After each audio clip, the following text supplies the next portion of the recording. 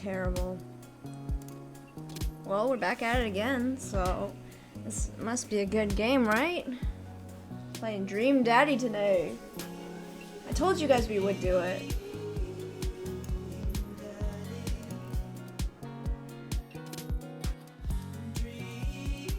Oh man, I cannot believe it. Okay. Alright. Here we go, guys. We're gonna play some Dream Daddy. It's gonna be lit. Who's it gonna be? Alright.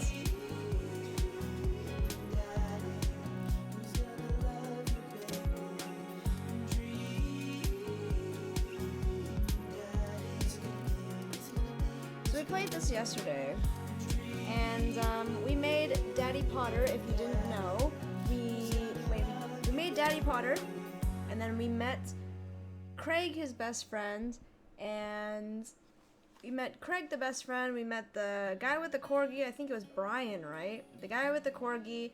We met Damien, the vampire dude. What's the teacher's name again? Oh no, and then the really like sullen, mysterious guy. He's what's his name? Robert. And then you got the coffee shop guy, and then the teacher. So and then Joseph, the really blonde guy, right? So yeah. Oh my God, we're really getting into it now. Like,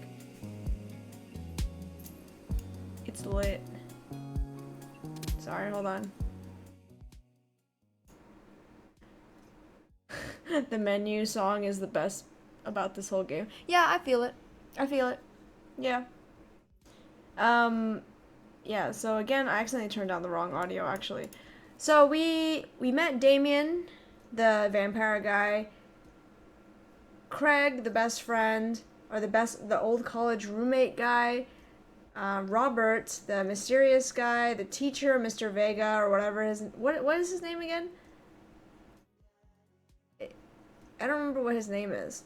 Brian, the guy with the corgi, and the barista from the coffee shop, and then Joseph. Oh, Hugo, like Hugo Boss. There you go, Hugo, that one guy, the teacher, Hugo Vega or something. And then you have what's the other guy's name? What's his name? The other guy. The barista.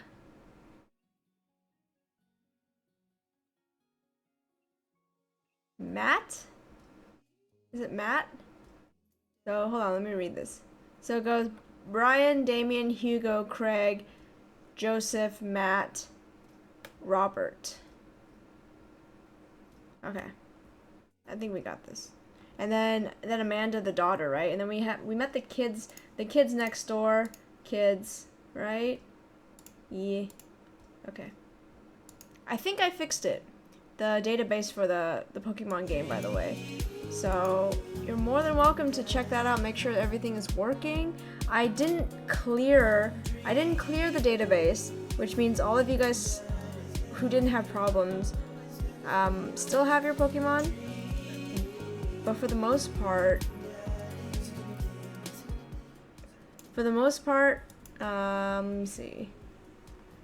Yeah, it shouldn't have affected any of your team. So I think I just took, because I think we were able to shut it down before everything, so yeah, I think nobody else should have problems with that anymore.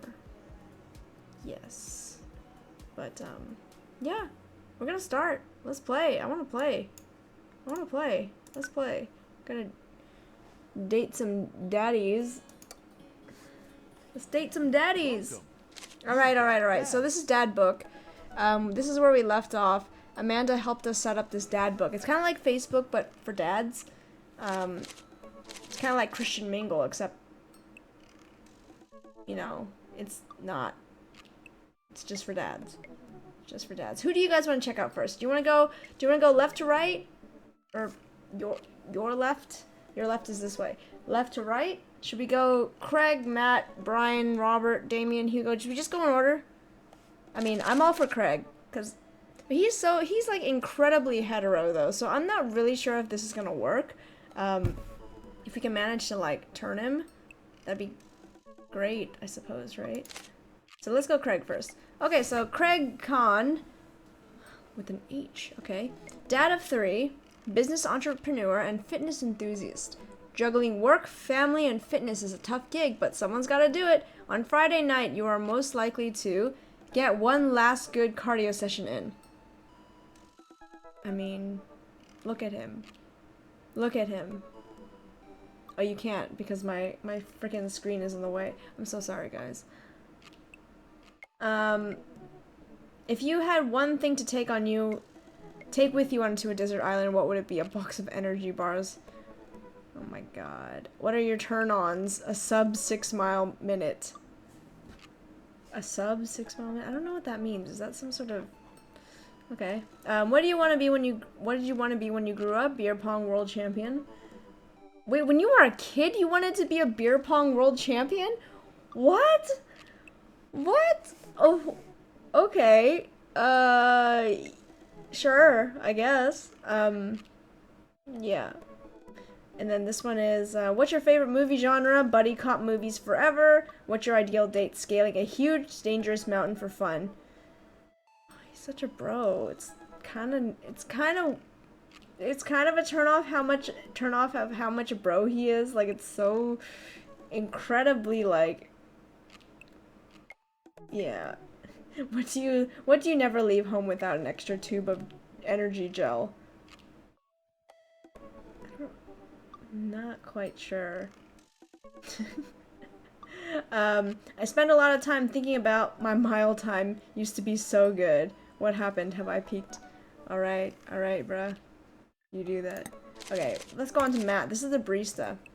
Matt Sella.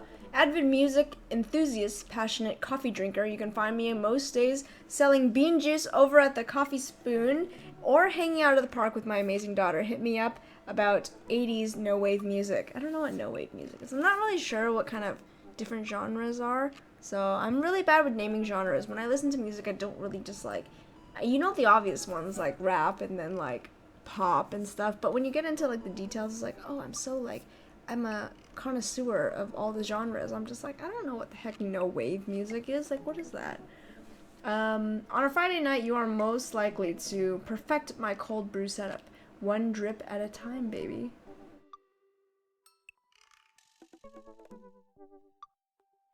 If you had one thing to take with you onto a desert island, what would it be? Find tunes to pass the days away. What are your turn-ons? Multi-instrumentalism. Is that even a word? I don't think so. What did you want to be when you grew up? A barista, weirdly enough. What's your favorite movie genre? Shit, with subtitles. Alright. Legit. What's your ideal date? Do we go to we go to the animal shelter and seriously consider adopting a cat? You know, if I could have a cat in real life, then maybe I would consider this guy, but I don't know. What do you never leave home without? My headphones. Both in-ear and over-ear, just in case. I spent a lot of time thinking about where did writing commas into song titles come from, and where did it go? Did we all just agree that it's a bad idea? Oh, that was his thought. Okay. Okay, Brian, this is the guy with the corgi. Hey, Brian Harding. Hey, I'm Brian. I spend most of my days hanging out with my awesome daughter and thinking up new ways to grill things. If you like fishing, then we'll get along. On a Friday night, you are most likely to see just how slowly I can cook a piece of brisket. If you had one thing to take with you onto a desert island, what would it be? My fishing pole. What are your turn-ons? A keen understanding of steak cuts. What did you want to be when you grew up? A fireman. What's your favorite movie genre? Romantic comedies. Ooh, he's a rom-com. He loves them rom-coms.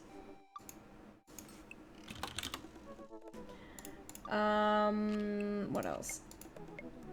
What's your ideal date? Deck building. Alright. I guess we can have that. What do you never leave home without? My portable fishing pole. Really? Is that a euphemism for something? My portable fishing pole. I think that's a euphemism for something. I feel incredibly uncomfortable with that statement. Okay, next. I spend a lot of time. I spend a lot of time thinking about how my daughter is smarter than I am. Well, whose fault is that, Brian? Okay, I'm gonna go to Robert Small. When the internet gains sentience and decides to destroy us all, you know it'll use this information against us, right? On a Friday night, you are most likely to make a deal in an alleyway, have it go badly. Who's the cop? Was it Giacomo? Is that how you say that? Giacomo? I trusted Giacomo. Oh, what? Oh, is that a name? If you had one thing to take with you onto a desert island, what would it be? A gun? What are your turn-ons? Don't talk to me. Okay. What did you want to be when you grew up? Grifter. Nice. What's your favorite movie genre? Italian neorealism. What's your ideal date? Grave robbing. What do you never leave home without? At least 4 knives. I spent a lot of time thinking about, you ever really look into a rabid animal's eyes? Okay. Robert is kind of weird. I'll be honest, he's kind of, he's a little, I don't know, man. He's kind of weird in like a mysterious way, but then at the same time it's like, what? Like you're kind of, it's kind of so much on the weird side that you're just like, huh, I don't know about you, man. I don't know. Yeah. Okay. Damien next, the vampire guy. How do you? Oh, sorry. We have to read this in like a British accent. So we're gonna read this in a British accent. Damien Bloodmarch. How do you do? Sorry, I can't do it. How do you do? I have finally decided to join this information superhighway. I'm not entirely sure how this works, but I will try my best to understand. I love long strolls through graveyards and spending time with my son.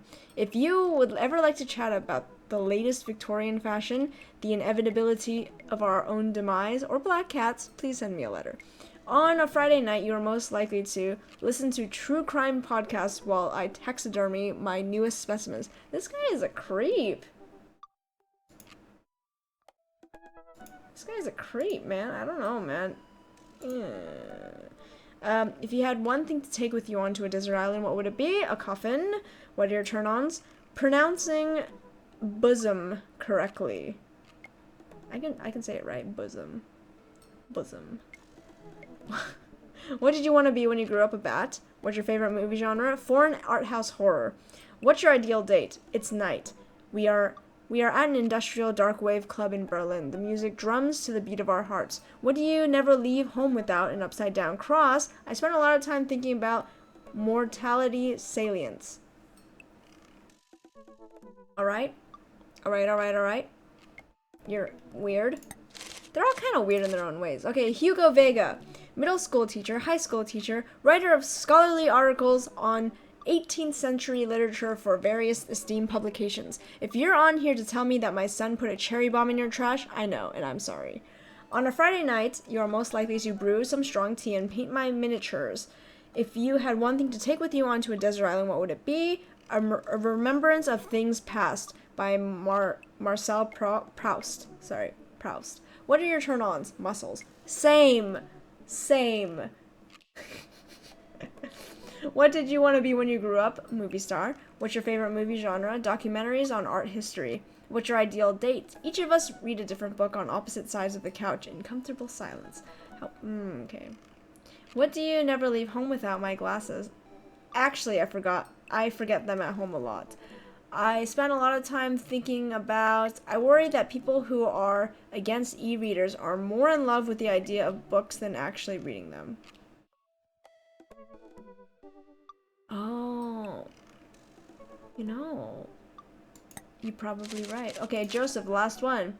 Joseph Christensen. Is that why all his kids are like Christy, Christian, Krish? I'm telling you, that's probably why, right? Voted Maple Bay's #1 youth minister for 5 years running, living in my hometown with my beautiful wife and our 4 amazing kids. If I'm not in church, you can catch me out on the open water setting sail on the seas of adventure. I love playing guitar and crushing my kids at Candyland. On a Friday night, you are most likely to lead the community in a fun mixer. Okay. If you had one thing to take with you on a desert island, what would it be? My 6th string. What are your turn-ons? My loving wife. Won't be in a little bit, but okay. What did you want to be when you grew up? Ship captain. What's your favorite movie genre? Feel-good movies. What's your ideal date? Lovely night on the town with my wife. What do you never leave home without? The good book. I spent a lot of time thinking about how I can be a better man, husband, and father. Okay, this guy is like denying. This guy is so in denial. Like, it kind of hurts.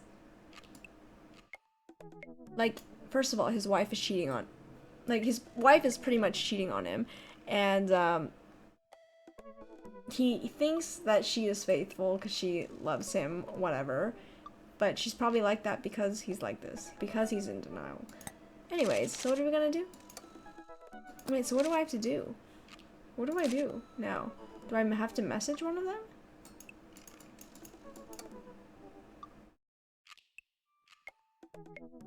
Okay, let's message Craig. Be down and message Craig. Do I have to type it in? No, I guess not. I wonder what Craig's up to today. Okay, here we go. I navigate to Craig's dad book page and type out a message. Hey bro, or should I say neighbor, let's catch up like old times. A couple moments pass before I hear a ding on my computer. It's a message from Craig. That was quick. Okay, he writes, bro, my man, let's definitely hang soon. Might be a little different from our old weekend-long benders, but it'll still be fun. I think for a moment, this could be a fun opportunity to see my old buddy in his new element. We exchange a couple more messages and he logs off to prep for the game. I should see if Amanda wants to join me. I walk over to Amanda's room and knock on the door. Yo, Amanda, yo, Amanda Panda. I open the door and find Amanda sitting crisscross applesauce, cross-legged on the floor, surrounded by magazines and newspaper clippings. She seems to be making some sort of art piece, but her eyes are a little puffy, almost as if she'd been crying. Oh. Hey, are you alright? Oh, yeah, I'm fine. I just got sad because I realized that dogs are too often killed in movies to elicit emotional reactions from the audience instead of being given the respect they deserve. I agree. I really do agree on that. It's not right. Dogs deserve... let's do... Are you sure that's all you're upset about? If there's, you know, anything going on, I just want you to know that I'm here for you and I'll always be here for you. Whether you need a shoulder to cry on or a strong dad to go and kick someone's butt, I'm only a phone call away. Thanks, Popsicle. I appreciate that. Alright. Sounds good to me. But I'm fine, really. I'm unconvinced, but I'll stop badgering her about it. I'm sure she'll tell me when she's ready. Yeah, she will. What you working on? Just a collage for class. We're supposed to make a piece that represents our goal for the future. I think the guy that she was texting yesterday is like, he like totally broke her heart or something. That's why she's crying. I'm gonna bet it. I'm betting on it right now. I take a closer look at her collage. That's a lot of dogs. It's mostly dogs, yeah. Did you need something? Craig invited us to a softball game. Wanna go? Oh. Remember that one time you signed me up for softball and you bought me all the gear and then you took me to the first game and then someone hit a ball towards me and I just ran off the field crying? Same. And then you hid in the dugout and would scream if I tried to pick you up. Yes. I was afraid of baseballs. I thought you were a gigantic sentient softball. So does that mean you don't want to go? Amanda gets up and looks me dead in the eye, determined. I'm finally ready to face my fears head on. Let's do it. Amanda and I make the short drive out to the local softball field for our kids' softball game. It's pretty packed. We clamber up to the bleachers and take our seats on the top row. I don't see Craig anywhere. Ugh. So when do the kids start crying and running off the field? You know that your relationship with softball is different from everyone else's. relationship with softball, right? Okay, but if I don't see some kids cry, I'm gonna be pretty disappointed. For nostalgia purposes, of course, not because I take joy out of children fighting for my amusement. Oh. Definitely not that. Oh, there's Craig. The game starts and the kids run out on the field. I see Craig by the dugout with a clipboard. He has River strapped to his chest, as per usual.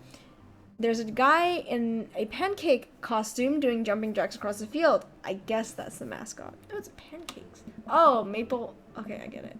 Reading the kids' brightly colored jerseys, I see that it's Maple Bay. It's the Maple Bay Flapjacks against the Pinewood Ocelots. Go Flapjacks! Oh, man. Choke up on the bat, Miranda.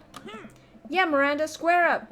How much do you know about softball? Enough to know that the balls are relatively hard despite their name. Enough to know that the balls are relatively hard.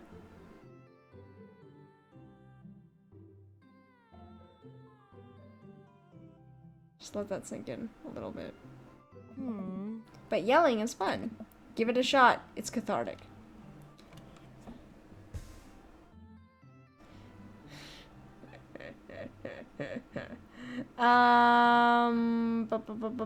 Keep your eye on the ball. Keep your eye on the ball. And also an eye on the bat. And the outfield and the other players. Just keep your eye on this, all that stuff simultaneously. Nice. We watch a couple of innings of softball. They aren't ready for the major leagues yet, but Craig trained his team pretty well. And it seems like he's really good with kids. As he should be. Kickstand Craig is good with children. Whoa. It's amazing how hard they're hitting the ball and how no one has run off the field crying yet. Amanda, dear, you have to let it go. Let go of what? I'm perfectly fine. The opposing team is up to bat. They hit a fly ball out into center field. The tiny little girl tries to get another ball but misses her glove and hits her straight in the forehead. See, it's a completely justifiable fear. The girl plops down on the grass and starts crying. Craig makes a beeline to her, checking her forehead and comforting her until her parents arrive. He carries her off the field as she sobs. Oh, that's so sad. Man, it's strange to think about how this guy who once backflipped off a roof and into a pool while shotgunning a beer, he's so responsible now. The game resumes after the girl calms down a bit and we watch a couple of more innings. Craig's team is crushing the other team in the 9th inning. The Ocelots seem to have given up by this point. I see one outfielder eating fistfuls of grass. Delicious. A batter on the other team knocks a foul ball into the stands. I follow the trajectory and oh no, it's coming right for me. Oh no, oh no, no, no, no, no, no, no, no, no, no, no, no. I close my eyes and brace for impact. Da, da, da. I open my eyes and look over to see Amanda holding the softball, staring at it in amazement. I caught the ball. You saved me. I caught the ball, Dad. I caught the ball. You did it, Amanda. I faced my fears and I defeated the softball. I can do anything. Amanda and I share a big hug. It's a tender moment that I don't think anyone else watching really understood. I'm proud of you, kiddo. Well, the game ends and Craig's team are declared the victors. Wait, Craig's team? It should be the game ends and Craig's team is declared the victors. Apostrophe. Craig's team is the team is because the team is okay. We're not gonna grammar Nazi this, okay? I'm pretty sure it's Craig's team is declared the winner, declared the victor. Okay, don't be grammar Nazi. We sit patiently as the girls line up to shake hands. Oh. Great job, everyone. We walk over to the dugout to congratulate Craig, who's talking with some of the parents. Craig, great work, man. Thanks. We've been working hard all season. It's great to see it paying off. I'm so proud of all my girls. Speaking of which, have you met Briar and Hazel? Wow. Sass. Hello. Hey, killer playing out there. Yeah, you guys rule. Thank you. You guys are twins, huh? So which one of you is the evil one? Hazel. Yeah, it's me. Good looking out. Do you guys ever pretend to be each other so you don't... I don't have a twin, but I think if I did, I'd be doing that constantly. Yeah, I take all of her math tests, and I usually throw rocks at stuff, and when people get mad, I tell them I'm Briar. What? We will talk about this later. Daddy, bro. Daddy, bro. Daddy, bro! I just got a couple more things to clean up, then we can hang. Sounds good. Just then, one of the moms jumps into the conversation. Not so fast. We have to celebrate our win, Craig. I'm taking the whole team to get pizza. Janet, please. I'm trying to go on a date here with Craig. Oh, man. I don't know if I can. Nonsense. The girls won. What sort of celebration could we have without our fearless leader? She lays a hand on his shoulder and gives him goo-goo eyes. Man, this mom is laying it on thick. Janet, please. Janet, please. Amanda and I share a look. All right. Is it cool if my bro comes along? The mom looks slightly put out, but covers up with a smile. Of course. Where are we going? Thirsty's Pizza? What? What? It's a real place. Yeah. An endless stream of girls clad in softball gear pile out of a minivan and into the local pizza buffet, which is actually called Thirsty's Pizza. Amanda and I trail behind them with Craig. Reminds me of all the awful pizza we put into our bodies back in the day. Remember how we used to just fold whole pies in half and then put taco fillings inside? Wow. That sounds really good. Ah, Pizzacos. I could never forget. How did we survive college? Our bodies were younger back then, more elastic, more able to handle the toxic waste we put inside of us. Good old days. The kids run around playing arcade games and eating greasy food. Amanda and I jump on a couple slices of mediocre pizza. Hey, give me that pizza. Give me a pizza that. What? Hey, what? Huh? No, absolutely not. I'm just, what? What?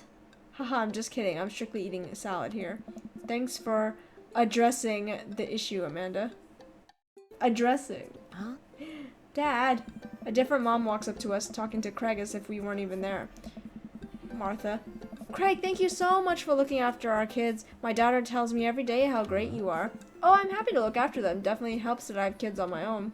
It's been so hard since Daniel left. I'm glad to know that my children have a strong male role model in their lives. Amanda and I look at each other again. Craig gets it from all angles, huh? Yeah, Craig. Getting it from all angles, huh? Craig smiles sheepishly. Thank you so much, dude. Craig holds his fist up for a fist bump from the mom in what I think is a maneuver to lighten the conversation. He looks super uncomfortable. I should throw him a bone here. Should we create a diversion? Tag team with Amanda? Smokescreen Martha? Let's tag team. I give Amanda another knowing look and she hits me back with a nod. She understands. Amanda puts her hand to her stomach and looks at me with puppy dog eyes. Dad, I don't feel so good. I think I ate too much pizza. Oh no, sweetie, you're not gonna projectile vomit everywhere, are you? Yeah, I think I'm gonna projectile vomit everywhere right now. The words projectile vomit and right now usually seem to get everyone to clear out, but Martha's not budging. Back it up, Martha. You're in the splash zone. I drank a lot of orange juice this morning and it's feeling pretty acidic. Dang, she's good. You'll be fine. Amanda shoots me a worried look. This con is going sideways. I should have known that a mom of all people would know the fake puke scam. Oh, hey, A1, what's up? Oh, well, I guess it went away. I'm fine now and nothing's wrong. She turns her back on me to talk to Craig. So I'm taking Hazel and Briar tonight for the sleepover?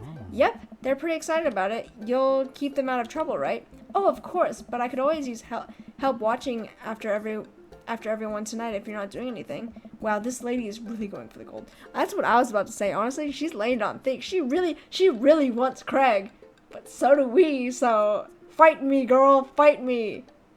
Hey. Ha, it'll actually be nice to have my night by myself in River, but thanks for the invite. Fight me, Martha, fight me. We gon' get Brian, okay?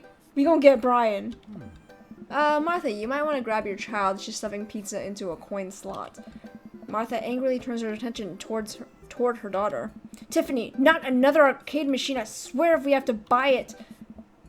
Another arcade machine? Martha storms off towards her kid. She seems nice. Yeah, the team is a big one. One big weird family. Takes all sorts, right? Tiffany, don't eat the tokens! Tiffany's a stellar hitter. Phew, I finally think I have time to talk to Craig now. Let's talk to Craig. Man, you're a busy guy, huh? Only on days like this, I hope. Dad. Hey, girls. Dad, can you help us beat our record on DDR? We told Ariana's dad that you could destroy him on the dance mat. Please help. Oh. Girls, you know I don't have my jukes anymore. But Dad. Craig looks at me like a hurt puppy. Oh, no. Sorry, dudes. Duty calls. I promise we'll catch up in a bit. It's all good, buddy. Craig runs off with his daughters and I'm left alone with mine. Man, I was really hoping to hang out with Craig more today, but it seems like he's getting dragged in every direction. It definitely wasn't like this in college. I feel like we might be a third wheel here. There's worse places than an arcade to be left to your own devices. You're right. Want to drop some coin on pinball? You know it.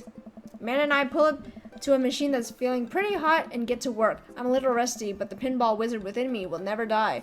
I pull out a decent score and then challenge Amanda to top mine. Let's go, Amanda. Can't beat me. What you trying to do? I'm gonna beat you. And immediately she gets multi-ball. She looks like she takes after her father. You're pretty good. Don't patronize me. Yeah, don't patronize me, Dad. And I'm just trying to play a compliment. Amanda shushes me. She's in her zen zone. She fights valiantly, racks up points by the millions. She's this close to beating my score, but I feel honored just to be able to watch. You're friends with Craig, right? Oh my god, it's Janet. It's Janet. I don't want to talk to Janet. Janet from earlier walks up and leans on the pinball machine. Yeah, we went to college together. Please don't lean on my thing. Please don't lean on my thing. Yeah, don't lean on my thing. Huh? That's so interesting. So do you know if he's, like, available? I honestly don't know if I could say. Seriously, you're gonna make it tilt. Because it's just... seems like so much work to watch after his kids. Don't you think it would be great if he... Lady, I swear to God. All of a sudden, a buzzer sounds and the game is over. Janet made the pinball machine tilt. Frickin' Janet! You stone harpy! What? Ugh. I said I have to go over there now and put pizza in my mouth so I don't say anything that'll hurt your feelings. Dude, Amanda is like, are you kidding me? Amanda! Amanda? Bro, what's going on? Now's our chance. If we don't get out of here, we're stuck for the rest of the night. I wrangle Amanda and say some quick goodbyes to Craig. We head out of the pizza place finally. Amanda promises that she'll keep the couch warm for me and heads home. Ooh, just me and Craig. I hope you don't mind me bringing you back here, bro. Not at all, dude. It's good to finally get you all to myself for a second. Oh! Ah! Yes! River burps. Well, almost all to myself. Hold up. Craig walks over to the trunk of his car and pulls out 2 gloves and a softball.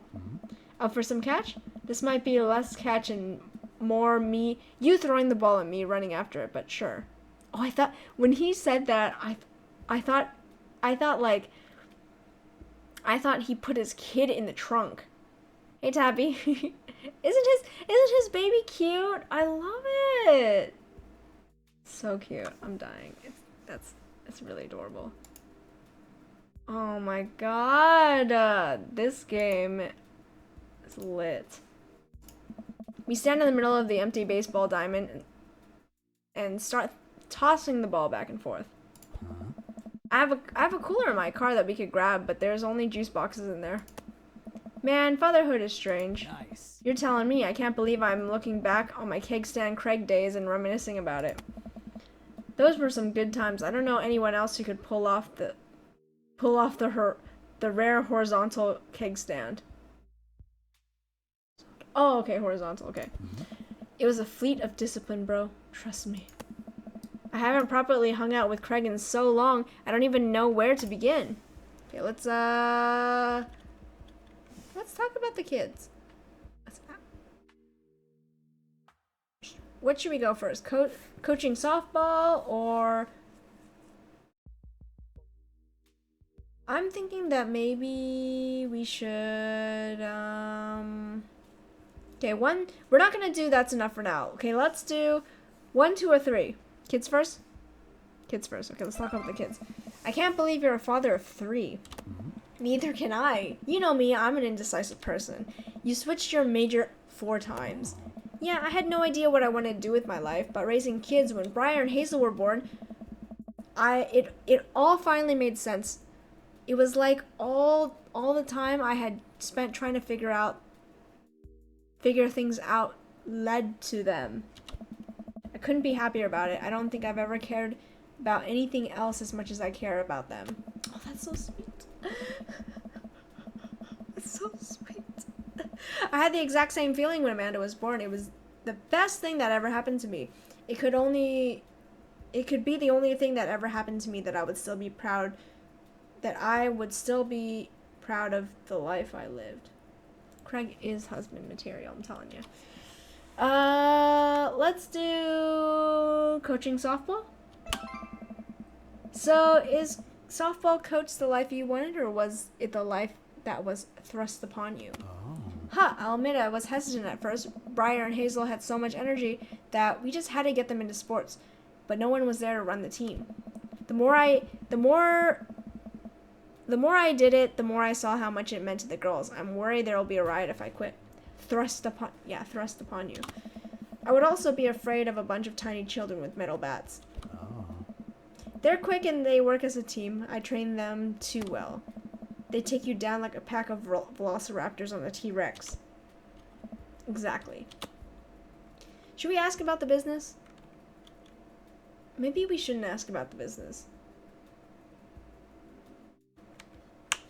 Because it seems like it's never come up before, so maybe I shouldn't ask about the business, because that might give me, like, down points.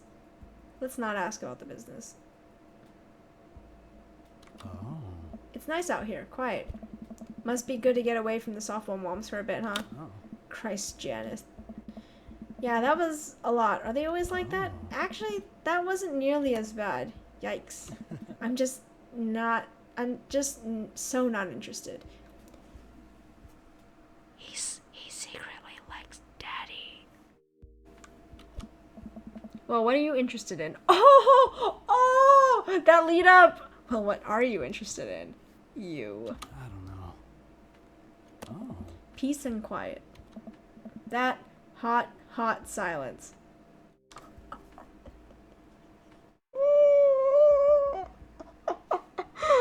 Oh God! This is. Oh my God! Hold on. Hey. My ultimate sexual fantasy is sleeping in on a Saturday. Oh, me too. That's funny. Oh man, if I could ever. I haven't slept in on a Saturday since ever since this move. I haven't slept in on a Saturday. Okay, it's done. We're marrying Brian. That's it. Done.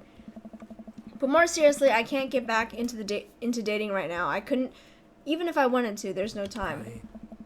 And I feel so uncomfortable trying to introduce a stranger into my girls' lives. They've already been through much. I can't put them through that.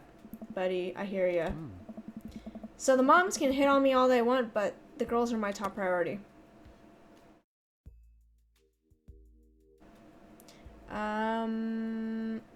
Let's do You're Doing a Great Job. Those kids love you, and to add to that, the whole team loves you. I think you got this dad thing down right. Oh. Thanks, bro. That means a lot coming from you. While I'm distracted, I miss the softball and hits me right on the head. Wow, that hurts. Amanda was right all along. Sorry, dude. Craig runs over to me. Are you okay? Yeah, I'm fine. Wait, let me do the dad thing for a second. Wait. Let me do the dad thing for a second. Yes, daddy me. Daddy me. Craig spends a moment examining my head. It's worse than I thought. Don't tell me you have to kiss it to make it better. Do it! Do it! Do it! Do it! Kiss it! Dude. You would be so lucky.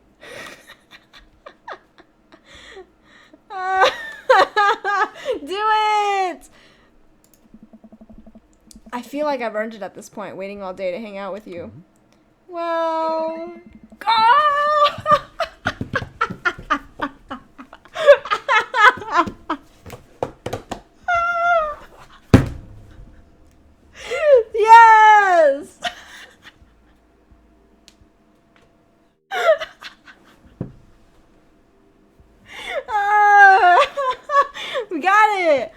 Craig leans in and kisses my forehead.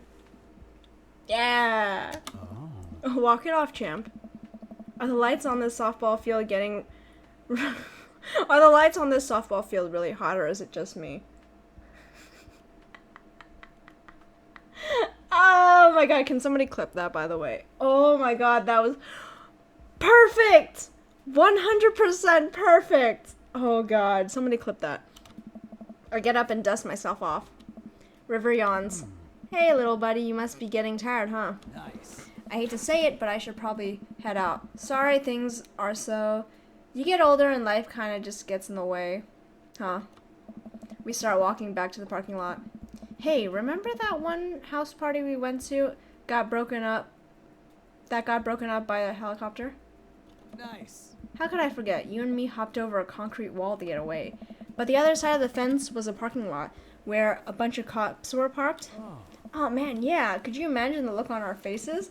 We just walked straight past them, like we were out for a stroll. And not knowing that we were at the party, they just started joking with us about how big of a bust it was. We had to talk to them for 30 minutes. You told them you were interested in joining the academy. Hey. And then they just started giving me pointers for the exam. Longest 30 minutes of my life. Man, college. Good old days, right?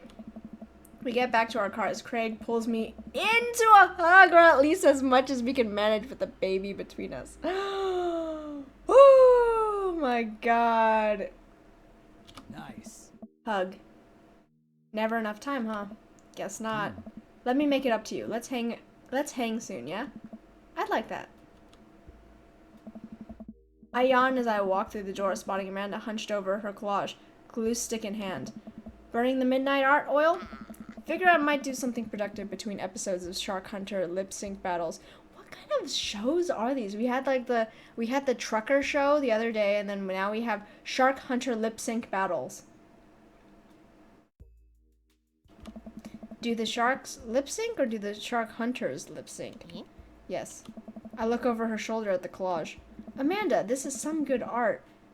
Look at this good art you've made. Are they actual shows? No, they're not. Don't. Thanks, I'm just about done. Like before. It's still a lot of dogs. One corner is a giant pile of cash, and the other it's... Amanda, is that me? Yep, the whole thing is about my goals for the future. And those are basically just to sit... Wait. And those are basically just to sit on a giant pile of money with my 20 dogs and also have a strong, mutually supportive relationship with my father into adulthood. Oh, now you've done it. Get ready to watch your dad cry. Here it comes. It's happening. Oh, no. Aw, Dad, you did this with your good art. She pats me on the back. Hey, how was your hang with Craig? I wipe a tear from my eye. It was good. That Craig guy sure is busy. Yeah, dude, the softball life isn't for quitters. Also, I'm very proud of you for facing your fears today. How does it feel? I'm on top of the world, Pops. I should start facing my fears more often. Oh, yeah? How about tomorrow we hit some empty parking lots and practice, dare I say, parallel parking? Baby steps, Dad. I'll work my way up to it. All right, I'm gonna hit the hay. Take care of the late night television for me, all right? I'll let them know you said hey. Let's go sleep. Okay. Hey, not too bad. We got it. Yes!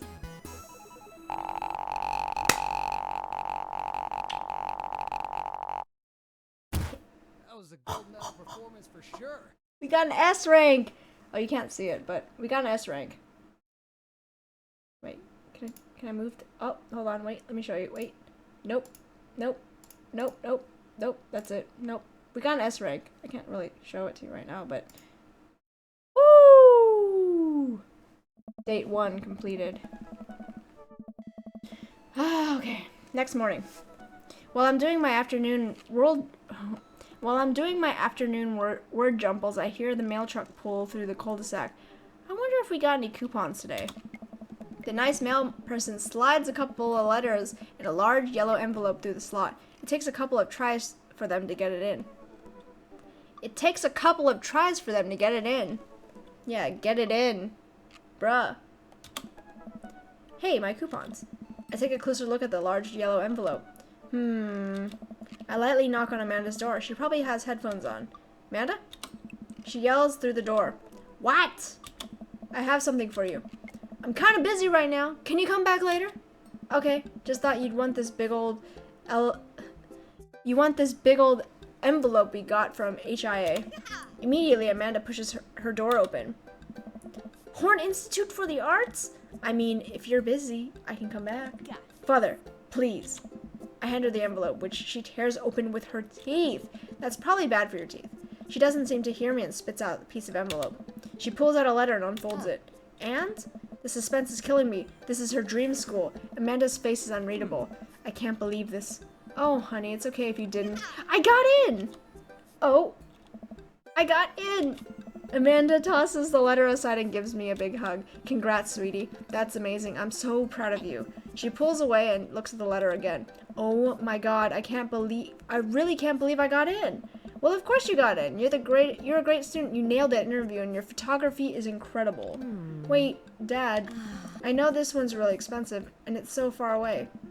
I think for a moment, HIA is one of the more expensive schools that Amanda applied to, but I know she's had her heart set on it for the longest time. It'll be tough, but we're gonna make it work. Really? Of course. Amanda hugs me again. Yeah. Thanks, Dad. Okay, sweetie, we're celebrating tonight. Dinner, your choice. Wherever you want. Wherever?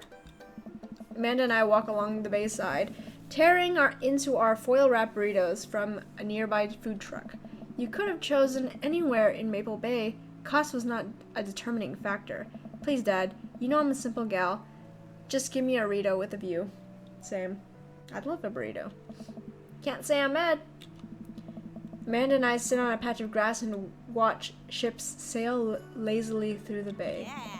And the dorms are right near a bunch of cafes, and there are all these galleries nearby, and there's discount if you bring your student ID, and Amanda, slow down, you're gonna choke on your burrito. I know, I'm just excited. Did I mention that the students get their own studio space once they're seniors? And we all get professional photo editing software for free? It's nice to see Amanda so enthusiastic about HIA, but I wish she wouldn't do it between bites of her burrito. I thought I taught her to chew with her mouth closed. Yeah. I wonder who my roommate's gonna be. You take a survey online and they match you with someone with a similar major and interest. I bet we're gonna be best friends. Craig and I were. A good roommate can be a lifelong friend. But don't even get me started on bad roommates. Same. Don't ever get me started on bad roommates. Oh no. I'm just kidding. We didn't have a bad roommate. Our only other roommate was a puppy that Craig brought home one night. We spent a semester fabricating a story about our new foreign exchange student who had a really bad cough that sounded exactly like a dog's bark. Carl ruled. Oh, they let you have animals in the dorm if you get a note saying you need one. I bet I could forge one. I think I'd get a rabbit. Maybe a snake? Or maybe both. Would the snake eat a rabbit, though? Oh boy, I think I'll leave that up to you. She's so excited, I don't want to disappoint her, but I need to be real for a second. So you know I had that talk with Mr. Vega. He didn't tell you about the dumpster fire, did he? What? No? I don't want to put a damper on good news, but I need you to knock it out of the park these last few months of school, okay? If you really want to go to Horns, we need that scholarship money. I know you can do it. Okay. I promise I'll try harder. I pat her on the back. Think you can handle a 14-hour drive to come home for the holidays? There's gonna be some treacherous ice roads to cross. Don't even get me started on the paranormal occurrences. Well, it'll be worth it if I get to see you. This father-daughter moments. Oh god, it's good. It's 100% good. My eyes immediately well up with tears. Oh, Dad, don't cry. I'm sorry. I'm just very, very proud of you. You're all grown up now, and you're such a good person. I hope you know. Wait, I hope you know how important you are to me. Dad, stop. You're gonna make me cry too. It's too late, honey. It's happening. Dad, I can't get tears on my burrito. It's gonna make it taste sad. I pull Amanda in for a hug and kiss her on the forehead. Love you, kiddo. Love you too, Pops. Getting some moments here with my child. Ooh, we got one heart on Craig now. Okay. Who should we go Who should we go with next? You guys pick someone to date. We're gonna go on a date with them. I'd say, I mean, do you guys want to finish the storyline? I mean, if I go on all 3 dates with with just one person, does that mean we're just gonna like be done with the game? Because I don't want to do that. I want to be able to go on like all the dates simultaneously and just like finish one storyline at a time. I think that would be okay, right?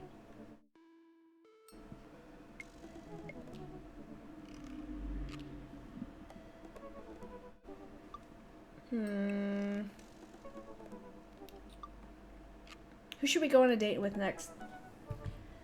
Ah, man, this is so much I have to think about. What do you guys want? I'm thinking maybe we could just go with Craig again. I wouldn't mind that. But I don't know if you finish one storyline, does that mean the rest of them are done? Like, are you just solely stuck on one storyline? I kind of want to go on a date with Robert. He's kind of weird, but then at the same time, you know, he's okay. Let's go on a date with Matt.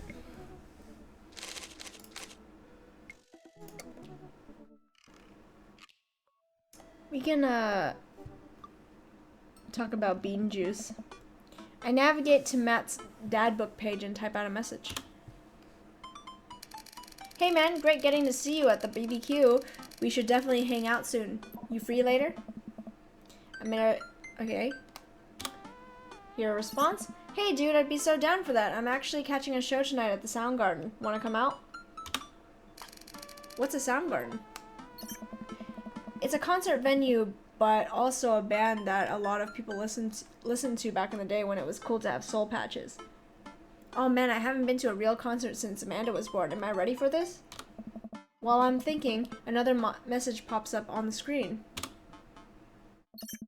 Pup is playing tonight. A cool little indie pop punk rock band out of Canada. Should be a fun one. I didn't know you were allowed to string that many words together to describe a band. Whatever, let's get out of our comfort zone.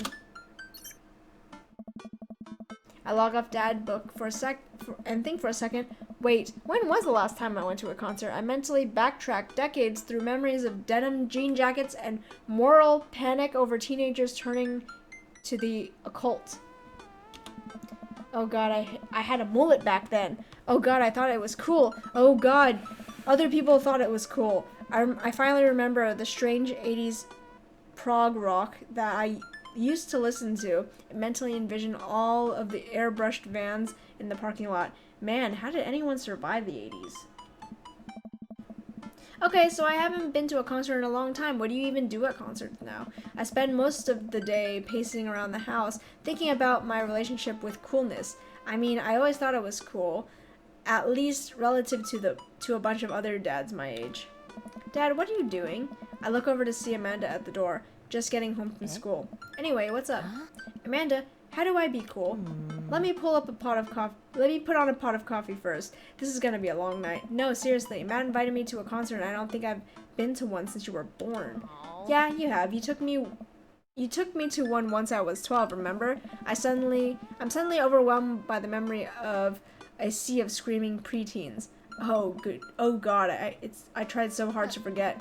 The one where I had to camp out with you in line so you could get a good spot and then you cried and screamed the whole time. Is this a Justin Bieber concert? Huh? Dad, it was so much more than that. And I'm not even ashamed to say it. Girl.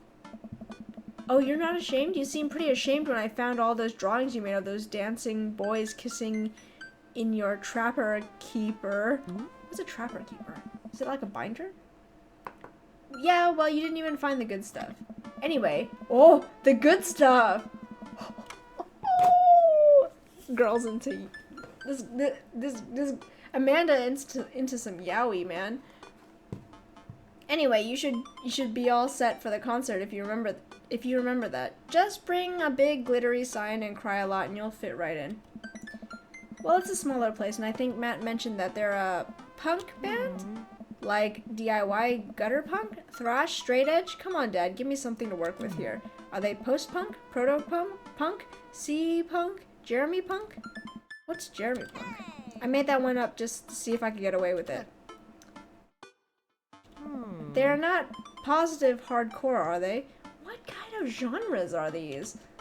He said that they're Canadian punk? Oh yeah, you'll be fine. Does the idea of Canadian punk seem contradictory to you? I don't see friendship and politeness as core tenets of the punk scene. Well, punk is kind of a big genre that might not be as dangerous as you think it is. It became so much more. Oh my God, this is like Chris giving me a lecture right now on music. It became so much more than just counterculture rebellion. What I'm trying to say is that just enjoy the music. That's it. I mean, yeah, it's not like you're gonna jump into the mosh pit or anything. Well, that's comforting.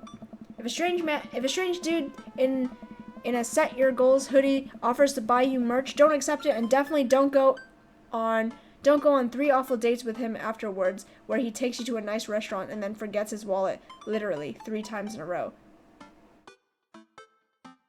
Did that happen to you, Amanda? What? Never mind. Just have a blast tonight. What? She went on a... What? This girl edgy, man. This girl edgy. Edgy! I show up at the Coffee Spoon at 8 in what I hope is concert-appropriate attire. I see Matt out front, locking the door to the shop. Hey, you made it. Ready for tonight?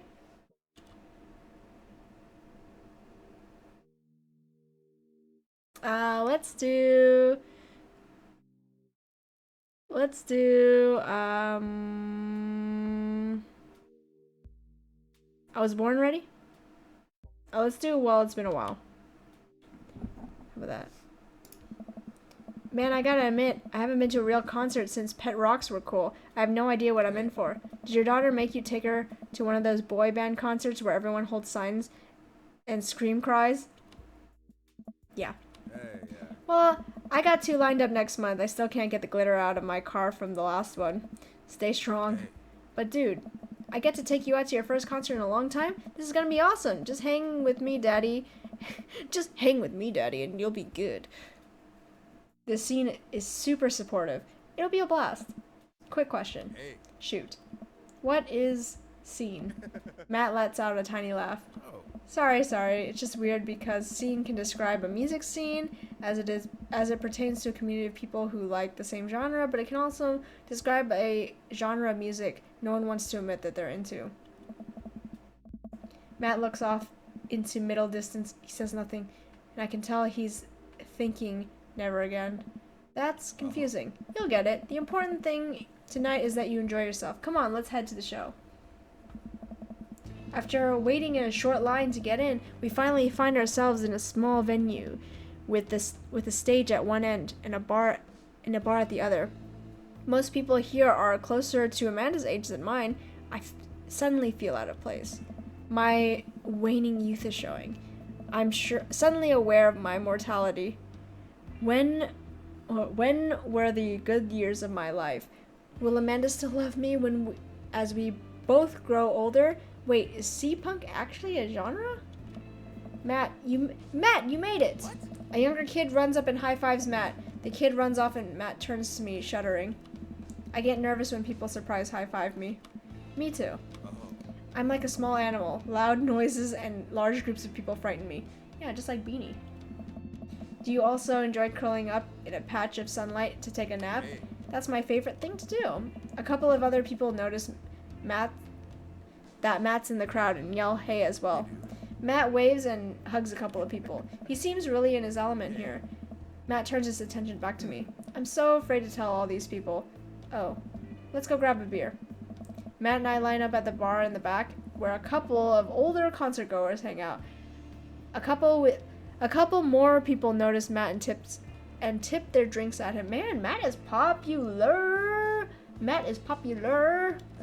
Seems like you're a popular guy out there. See, I'm telling you. See, even Daddy Potter knows. Yeah, I go to a lot of shows. This is a really cool spot. But it's times like these where I realize I can I can only be charming and funny for about 5 minutes before I run out of stuff to talk about. Then I become keenly aware of where my hands are.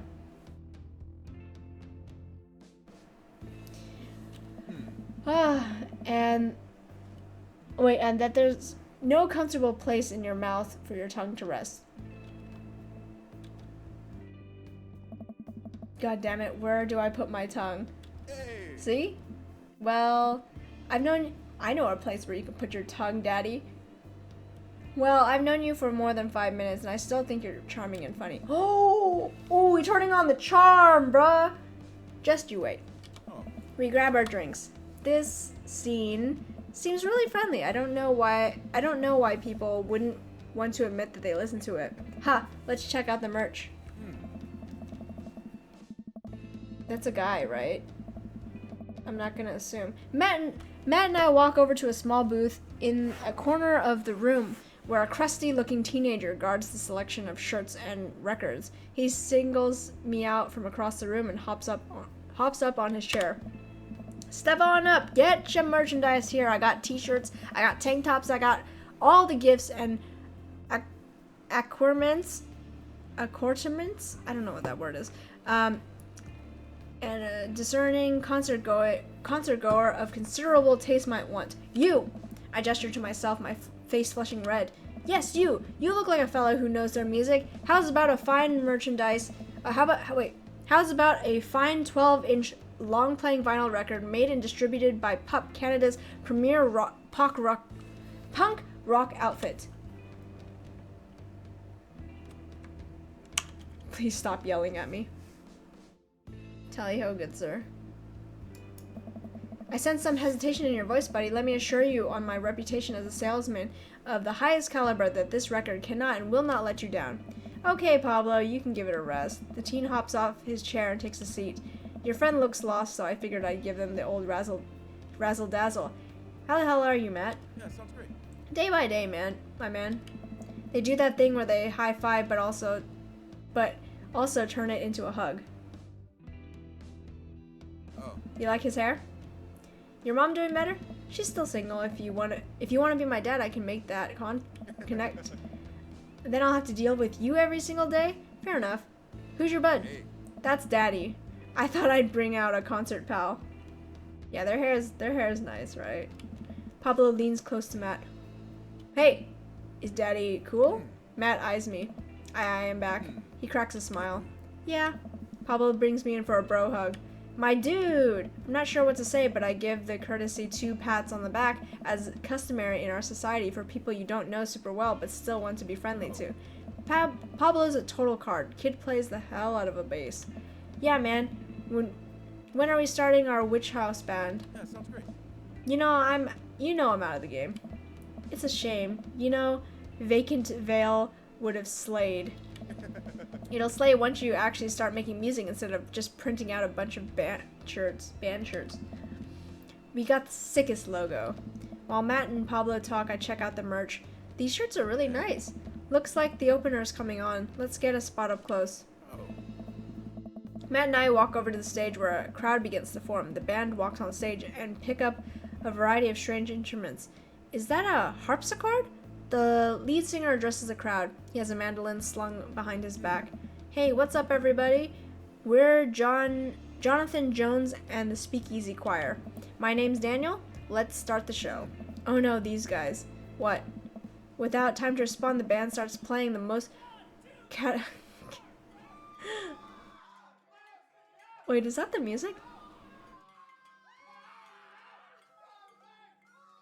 Can you guys hear that?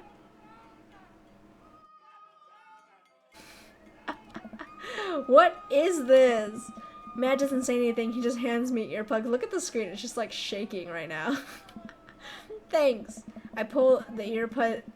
Oh my god. I put the earplugs in and whatever the hell is assaulting my ears gets a lot quieter.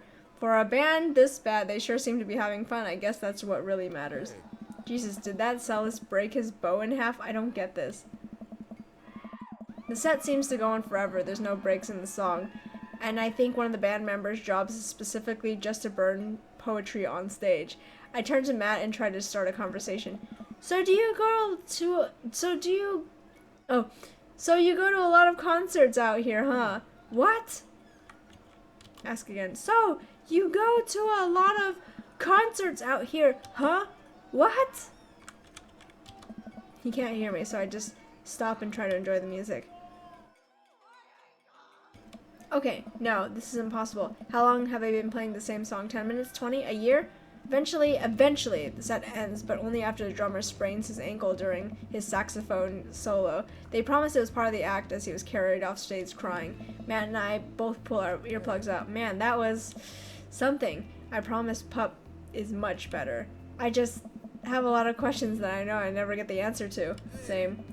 Oh yeah, he sprains his ankle at every show. They were being real about that. Let's grab another beer. Matt and I work our way out of the crowd and back to the bar. More and more people file into the concert space as it gets closer to the main act. It's getting kind of crowded in here. We grab our beers and I try to follow Matt back to our spot, but there are so many people that I'm having a hard time keeping up. As I work my way through the throng of excited concertgoers, I realize I've lost Matt entirely. I stop and look around, seeing nothing but a sea of hip 20-somethings. I'm lost. How am I ever gonna find Matt in here? Where's the exit? Are there even exits? What if I'm trapped in this building forever? Am I gonna see my daughter ever again? What if that terrible band gets backstage? What if suddenly a hand reaches out to grab me? It's Matt. Hey. Almost lost you, buddy. Whew! I got really nervous for a second there. You and me both, dude. He takes my hand and leads me back towards the stage.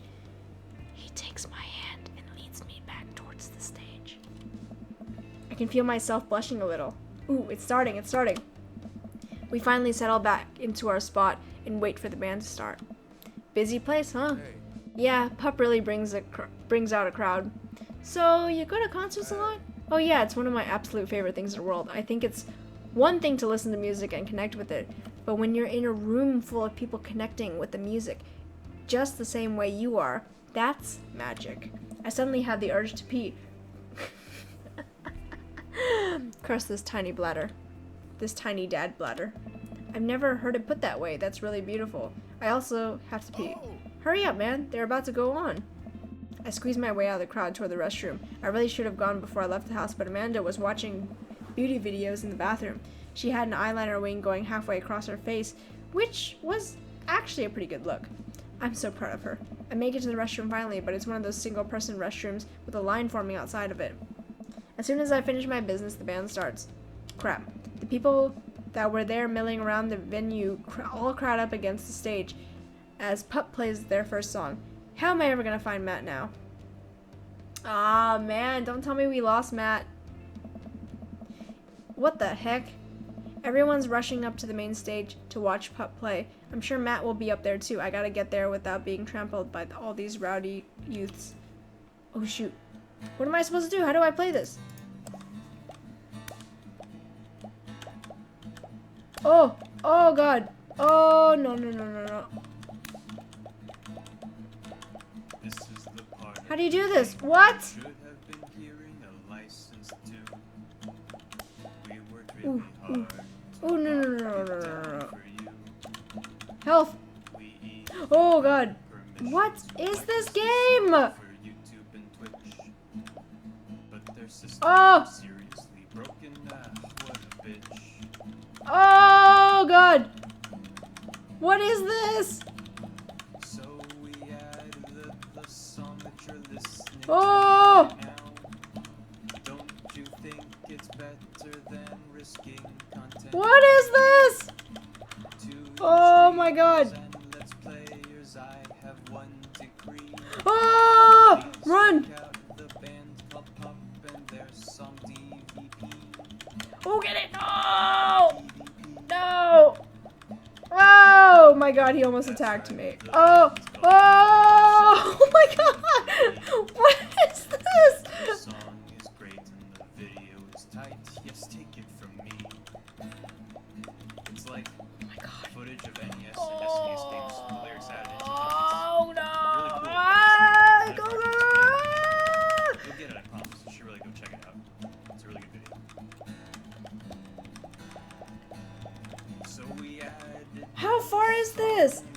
away was the bathroom! Right now, don't you think it's better than risking content ID? You streamers and let's players, I have one decree. Where is the front of this? Band called Pup and their song DV. Oh my god. What is this game? Ooh, heck yes. S rank. Demands a serious convo. I'm finally able to work my way through the crowd to where Matt originally was, but he's nowhere to be found. Shoot, I guess we... About getting with dads, no less. Do you hear this song? Oh God, how did we get here? What are we doing? What a mess. What a mess. So we added the song that you're listening to right now. Don't you think it's better than risking content ID? To you streamers and let's players, I have one decree. Please check out the band called Pop and their song DVP. DVP. DVP. DVP.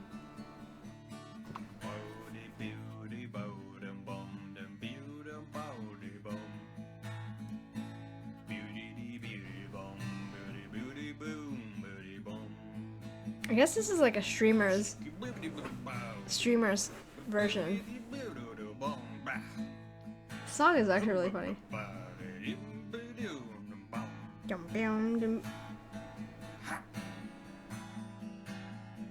What is... So we added the song that you're listening to right now.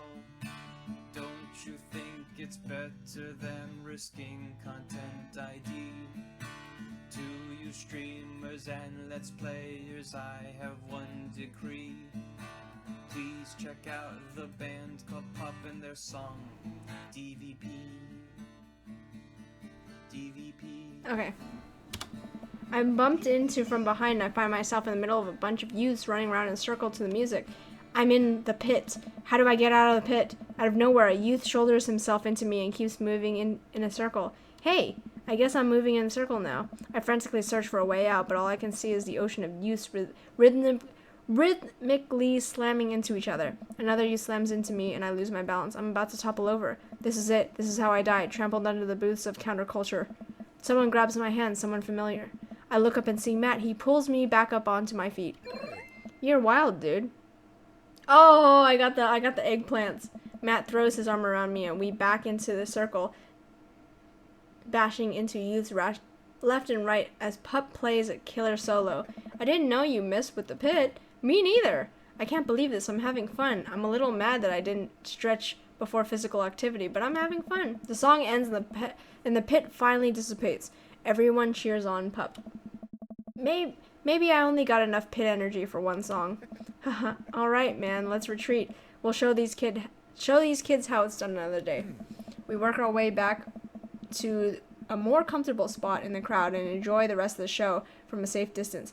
Pup put on an amazing set and basically had to beg themselves off stage after their encore. With the concert over, the crowd starts making their way to the exit. Hey, I'll meet you outside. Gotta say bye to a couple of people. I hang outside of the venue until Matt finally shows up. Hey man, thanks for waiting. I got you a present. Matt hands me the t-shirt I was looking at earlier. Oh, ain't he sweet? Hey, KK, what's up, man? Long time, man. Welcome back. I missed you. Whoa, thanks, man. Hey. Saw you eyeballing it back at the merch booth. Hey. And I mean, anyone who tears it up that hard on their first time back to a concert deserves a reward.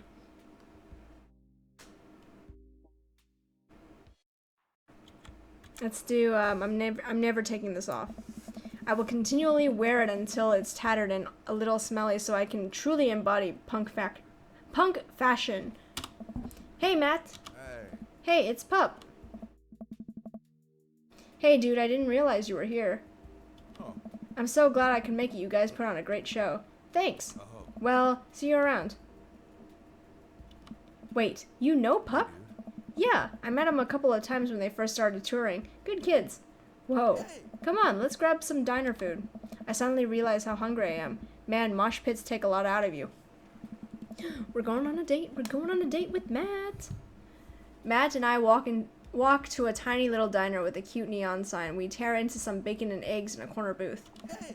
So there I am in the pit trying to explain to the face tattoo guy that I didn't mean to elbow him in the face tattoo, but he's already seeing red. Not from the tattoo, which coincidentally was red. He's lumbering towards me, and there's nowhere to go. It's the end for me, right? Then out of nowhere, I get this idea. I just lean back and spread my arms, and just like that, I'm crowd surfing away from him in slow motion. You should have seen the look on his face. Bought him a beer afterwards, and we were cool. We still follow each other on social media. He has beautiful kids. Glad you guys worked it out. Yeah, man, just goes to show you that punk's not dead. It just drives a minivan and has to hire a babysitter. So how did you get to see all these amazing concerts? Oh, I used to tour in a band. We were small, but it got us to travel all around the States. Whoa. Yeah, I mean, we were poor and had to scrape a lot together just to survive, but I wouldn't trade those experiences for anything. But yeah, that's how I knew a bunch of these people at the show. Music like this builds an amazing community, especially in a town just like this. Or in a town like this. Just a lot of positive energy and good vibes. I got that feeling. Plenty of friendly people, especially that Pablo kid. Yeah, man, everyone loves Pablo. His mom has been raising him on her own, and you can tell that it's been tough on both of them. I know he looks up to me, so I try to help him out whenever I can. That's really nice of you. Thanks. Us single parents just really have to look out for each other. How's Carmencita? She says she wants to learn the drums. Oh boy. It'll be loud and I'll need to take a lot of aspirin, but I'll manage. Can't really blame her. I'm suddenly very grateful that all my daughter's hobbies are super quiet. Photography, collaging, whatever it is she does on the internet. Thanks, Amanda. I'm trying to be supportive of Carmencita's rebellious phase, but I guess that kind of defeats the purpose of it, doesn't it? I think it would be a good daddy-daughter activity to find something to rebel against together. Like what?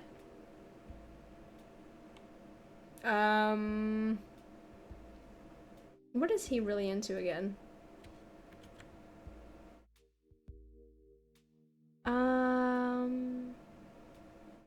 Consumerism? Big budget remakes of foreign films. Let's do this one.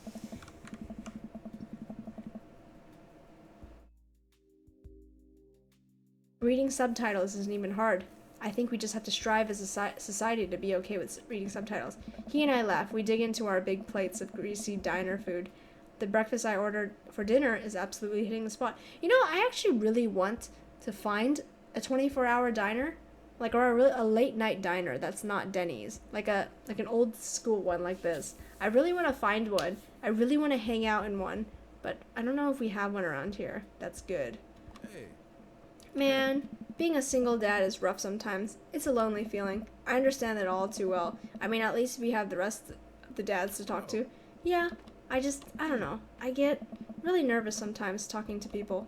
Matt gets nervous talking to people, but he's so cool. Me too. I've never really considered myself an extrovert, and never really considered myself an introvert. I'm just uncomfortable in every situation, always. Same. You're fine. You're actually really easy to talk to, you know that? I smile.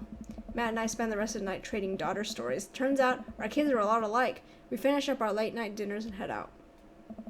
We walk back to the cul-de-sac, back to our respective houses. Tonight was a blast, man. Loved it. Although, I'm probably gonna feel it in my knees in the morning. Ha. You and me both. I, don't usually like going to these things alone. It was really cool to have you there with me. I'm glad. Alright, I'm calling it quits for the night. Stay cool, man. He called me cool. Matt called me cool. I walk into the house with my heart in my throat. Amanda pops her head from her room. Hey, Pops, how was the show? Matt thinks I'm cool. You don't say. Amanda Panda, Matt thinks I'm cool. Blind leading the blind, huh? Wow, I just got dunked on by my own child. Unbelievable.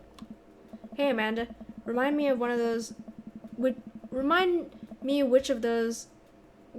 of us just tore it up in a pit at a punk show, and which of us just spent 4 hours watching Tiny House Hunting Amish Triplets Extreme Edition. You know what? If this stream doesn't work out, we're starting one of these shows. Sounds like a good idea. First of all, how dare you? That show is a classic. Yeah, first of all, how dare you? First of all, you moshed in the pit? Who even are you? I'm your extremely cool dad. Alright, I'm hitting the hay, Pops. I'll see you in the pit. Night, kiddo. Oh, what grade did we get? I don't think we got an S. Because we barely got any hearts that time. I feel like we didn't do too well that time. Yeah. Even Pitchfork would like that. We got a B. Welcome. You've got dads. Okay, who do you want to date now? Wait, let me get my water first. You guys pick somebody. Pick somebody to date. I'm thinking...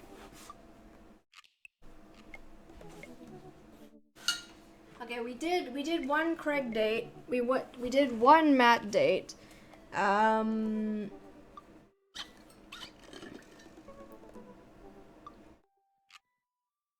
Who should we go for next? I'm thinking maybe Robert, but I think it'll be hard to connect with him. Ron Paul? There's no Ron Paul.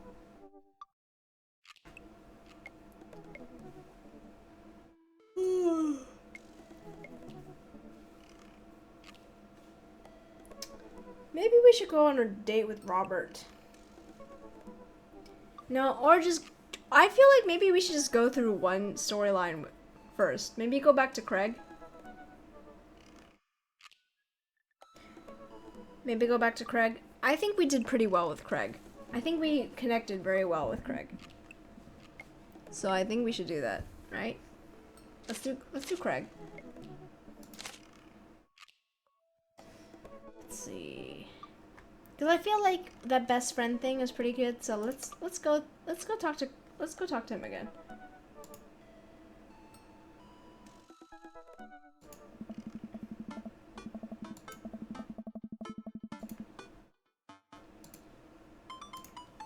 I really want to get some good quality time in with Craig. The last time we hung out, he was so busy with the kids and fending off flirty moms that I feel like we barely talked. Ever since the first time we hung out, I've been trying to get up a little early for runs. I don't think I'm gonna be as embarrassing as last time. Maybe I'll even be able to catch up with him now. I type out a message for him on Dadbook. Hey man, been training on my run game recently. Ready for a round 2? Dude, of course. Emojis. I don't know why he didn't just send an emoji rather than type it out. Another message pops into my inbox from Craig. Let's meet up early tomorrow morning for my favorite morning activity, brunch. Like brunch. I type back. Brunch? What's that? You run and then you get brunch. Ugh. Ah, gross. Running. Craig and I agree to a time to meet in the morning, and I have a chance to spend the evening hanging out with Amanda. So, we doing pizza tonight? Again?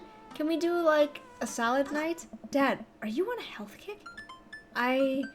Not yet. I formed the committee to examine the possibility of being on a health kick. They haven't returned with their findings. Dad, if you go on a health kick, then I have to go on a health kick by virtue of being under the same roof as you. I don't know if I have the constitution for that.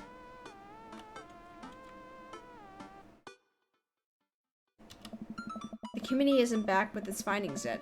This is a multi-year assessment on several bureaucratic levels. Well, Amanda picks up the phone and stares at me, unblinking as she dials. Hi, yes, can I get an extra large pizza with chicken, bacon, extra cheese and tomatoes, and a couple of garlic sauce cups? Amanda, you're going a little north here. Oh, right. Can you maybe throw on some leaves there? Or something? Yeah, he's on a health kick. Yeah, Rico. I know, it's tragic. Amanda listens for a second. Hold on, I'll ask. Dad, is oregano a salad? Oregano is not a salad. Can't blame you for trying. Nah, Rico, I'm talking to my dad. We'll just go with meat lover's fantasy. Sure. Say hi to wife and kids for me. Amanda hangs up. Rico says hey. Food gets delivered and we plop down on the couch to eat some za. Za. Just be careful. Running is a gateway drug. It's a slippery slope, Dad. First you go on a couple of light jogs, and before you know it, you're converting the garage into a home gym and renewing your subscription to some sort of weekly Kombucha delivery service. Question. Shoot. What's kombucha? Okay, so you aren't too far gone yet.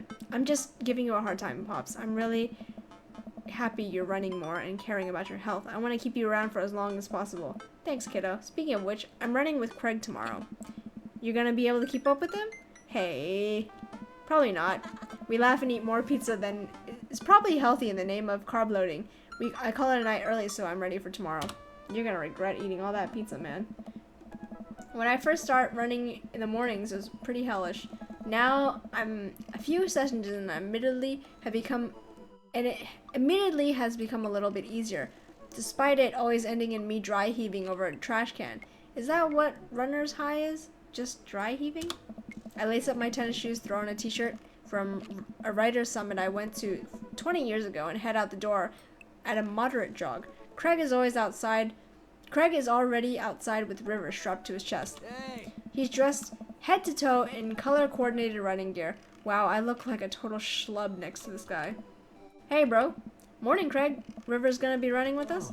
Best that she can. We're taking it to the limit, aren't we, kiddo? Goo. Oh, I know what that means. Craig hands her a stuffed toy, which makes her smile ear to ear.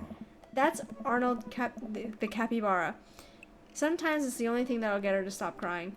Oh, I've been there. Meta had a stuffed panda that she carried around everywhere. She would have had a tantrum if we ever tried to wash it. It was gross.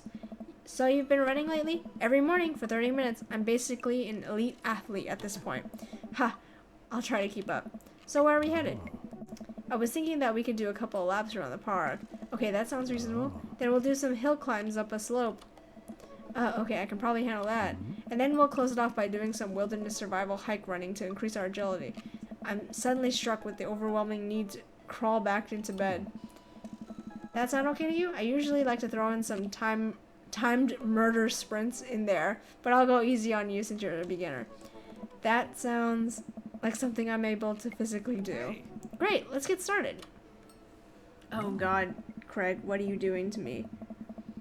Craig and I finally arrive at the park. A few other lone joggers make their way around the perimeter, and River waves enthusiastically at everyone we pass. It's a lot more peaceful in the mornings. Aside from the birds chirping and River gurgling away in the stroller, it's pretty quiet. Alright, good warm-up. That was the warm-up? Bro! Let's start the show. But wait. Craig reaches into his bag and tosses me a water bottle. I fumble it, but thankfully don't drop it. You gotta hydrate, bro. I take a long drink from the water bottle and feel reinvigorated. Man, I don't drink enough water. Hey, I look down and pick up Arnold, River's toy, and hand it back to her. Must have dropped this. Thanks for looking out, bro. You ready? Yeah. We finally finish our however many teenth lap around the park. I'm breathing heavily, but I can't believe I actually didn't lose Craig. He's even breathing heavily too, which makes me feel a little better. I look down at my shirt and notice that I'm drenched in sweat. Huh, I'm almost like a frowny face. That's one. What? I'm just kidding. Good hustle out there. I'm really impressed. You're on your way. You're way better than the last time I launched you off a treadmill. Yeah, man, you really pushed me to my limit just now. I can't believe I held on. Sometimes you just need someone out there to push you to do your absolute best. I'm glad I could be that guy, bro. Who's ready for our hill climbs? Blap. Oh. There's my little cheerleader. Daddy, you ready? You bet. Craig takes me on a separate portion of the park where there's a steep hill that seems to go up forever. I strain my eyes to see some other joggers at the top. So what do we do now? We run up the thing. That looks like a lot. Oh. Daddy, there are two things you need to know about this hill. Don't stop running until you get to the top. And two, Craig points to the top of the hill. That's not the top. Let's do this. I don't know. I finally reached the top of the hill after making my way past what was originally what I thought the top of the hill. Once there, I hunch over to my knees and gasp for air. My lungs are like daggers poking my ribs. I can feel my heart in my ears. River, I'm having a moment, please. Oh boy, Craig looks like he's taking a beating as well. Ha, so he is human. Oh. Daddy, put your arms around your head and stretch out your elbows. It'll help you breathe better. I do as Craig says. It feels a little better, but I'm still in agony. And here, Craig tosses me a water bottle again. I hydrate like my life depends on it. Thanks, dude. Phenomenal work. You feel that lightness in the head? In your head? That's a runner's high. Oh, that's it? I thought it was just, dying. Want to take it slow for a bit? I would like that very much. We're catching our breath. River starts crying. What's wrong, Sweet Pea? Do you want to play with Arnold? Craig looks around us. Oh boy, man down, I think we lost Arnold. River keeps wailing. I've abandoned my child's toy. We gotta find him, dude. It should be simple, right? We gotta retrace our steps. I remember River at last having it down at the bottom of the hill. Craig and I jogged down the path, searching high and low for the stuffed capybara, which Craig takes time to explain to me that it's a large rodent native to South America. Yep, they look like giant guinea pigs. We get to the place where River might have dropped it, but it's still nowhere to be found. Looks like we got a mystery on our hands. We've got to get to the bottom of this. I suspect foul play. Looks like this is a prime case for world-renowned Detective Potter. Dude.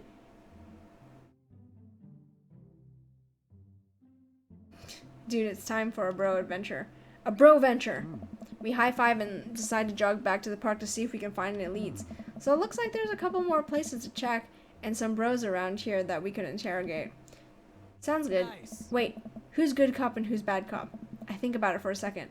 Well, I think with your stature and overall resilience, you would make an intimidating bad cop. But on the other hand, you do have an adorable baby strapped to your chest, so that softens the edge a bit.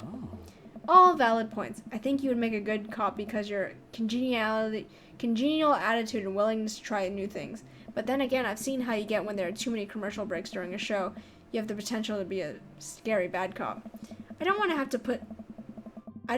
have to watch Meet Hell in 3-minute segments with 5 minutes of commercials in between. And they're loud. The commercials are too loud. I just want to watch my shows in peace without people yelling at me to buy wiper fluid and stuff. Same.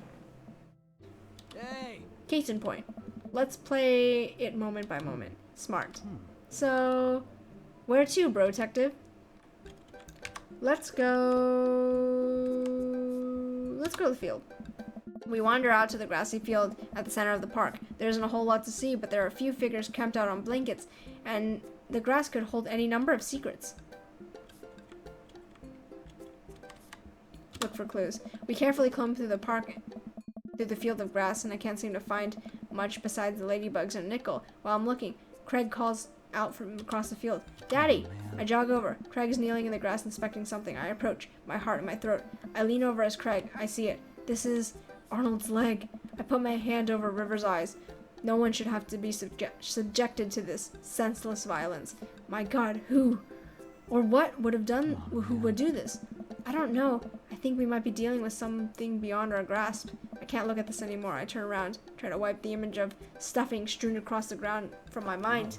We're running out of time. We may already be too late. Bag and tag it. Let's keep moving. We maneuver back to the field. Move to another part of the park. Where to now, bro?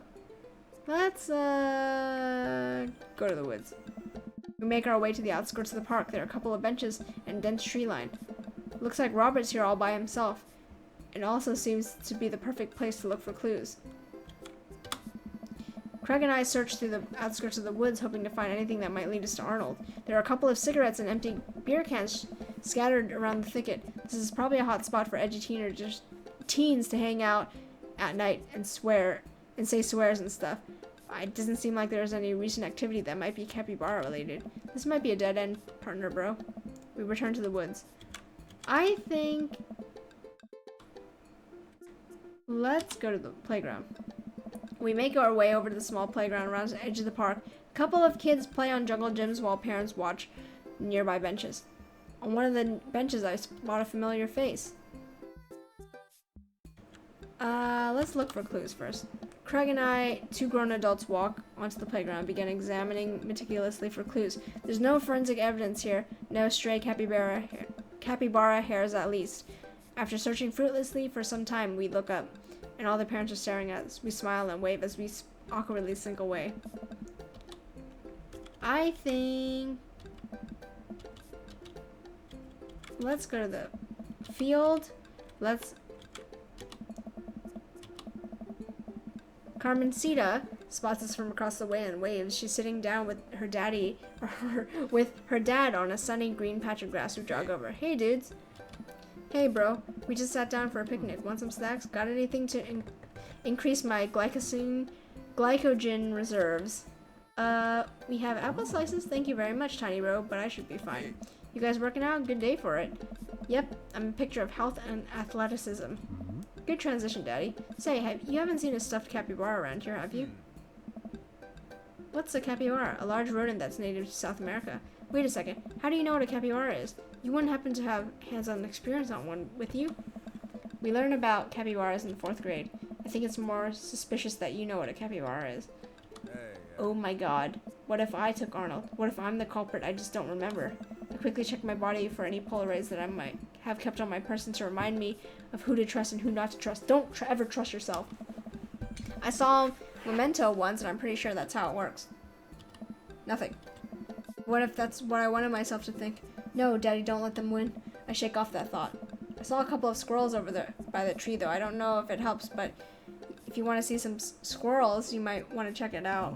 Thanks for that hot squirrel tip, Carmencita. Well, we better get moving. Gotta find that capybara before River here has a breakdown. Good luck. Let me get some apples for the road, though.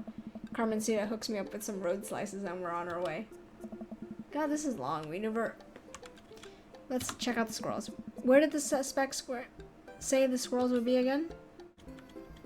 Tree. Oh, there they are. Carmencita was telling the truth. There are some rad squirrels. River seems happy that this may have bought us some extra time. Oh my god, we have to find it!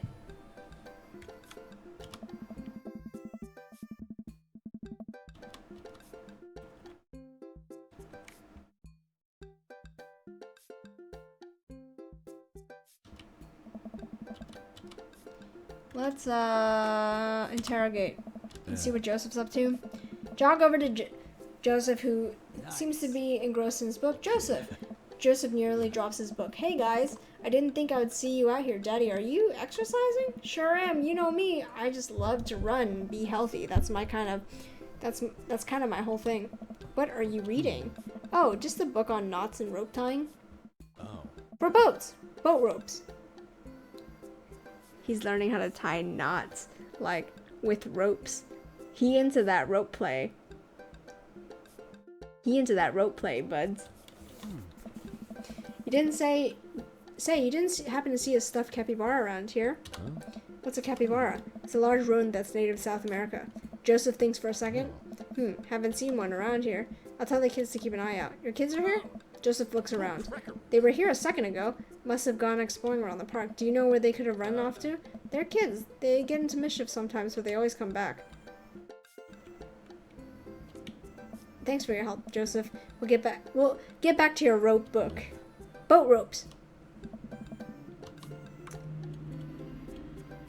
Let's, oh god. Let's go back to the... I don't know, man. I wanna solve this. We return to the woods. We walk over to Robert. Hey, Rob. Don't call me that. Okay, hi, Robert. Don't call me that either. Okay. Hey, buddy. What are you up to? Thinking. This is my thinking bench. I have to get okay, he's weird. It's a large rodent in South America, I know. Have you seen one? Stuffed one? Not a real one, that would be weird. Let's be a bad cop. You, learning how to fight? Please. Fine. If you don't tell us what you want to hear, I'm going to spoil the season of long-haul paranormal ice road ghost truckers. You're bluffing. My buddy here doesn't play by the rules. Daddy will do it. Daddy will do it. Callum and Flint crash into a haunted... Stop! You're a monster. Robert sighs. Haven't seen any goddamn capybara, okay? Damn. We return to the woods. Bro, she's getting fussy. Where to next? Oh, I don't know, man.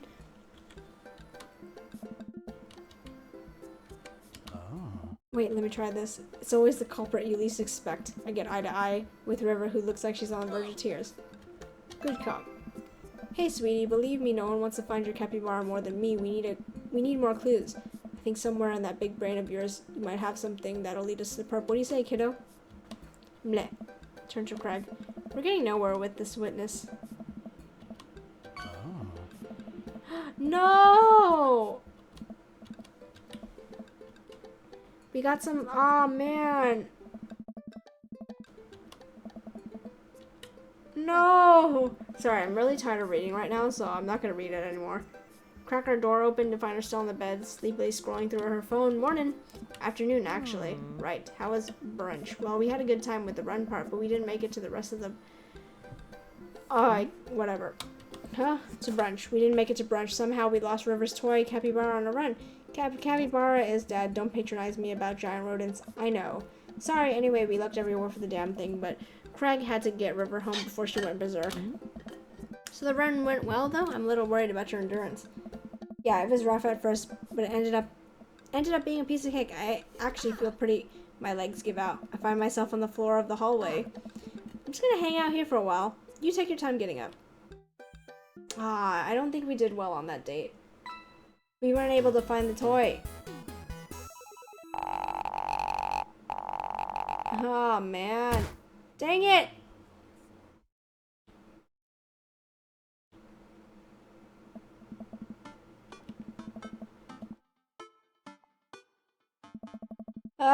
Man, we didn't get it. We didn't get the date. We didn't get it. We didn't get a good date. Is she crying? I knock gently on the door. Hey, Amanda? Crying immediately stops. Not right now. Her voice sounds strange. She sniffles. I need to make sure she's okay. I open the door. Oh my god. Oh my god, she's crying. Oh my god. Is everything okay? Oh my god. Am I getting bit by something? What the heck?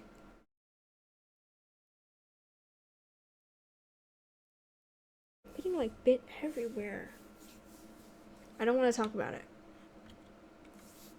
Did something happen? No, nothing happened.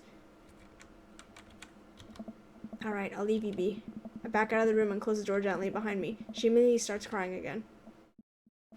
Wow, I have no idea what has her so upset. She seemed totally normal. I feel awful leaving her just to cry, but I also get the feeling if I tried to do anything else, it would have only made her more upset. I can't stop mentally cycling through all the sorts of things she could be dealing right now. More than anything, I just want her to be happy and safe. I'm telling her, it's that boy. Totally dumped her. I have a hard time falling asleep, but when I finally do, I'm still thinking about Amanda. After a long night of very little sleep, I roll out of bed and make myself a pot of coffee. Amanda should be up for school soon. Maybe she's willing to talk about whatever is bothering her. About 10 minutes before she's supposed to leave, Amanda comes out of her room and makes a beeline for the freezer. Morning, Amanda. Morning. She drops a frozen waffle in the toaster and slams the freezer door. She won't look at me. Yikes. So anything big going on at school today? No. Okay. Do you need a ride to school? No. Want some coffee?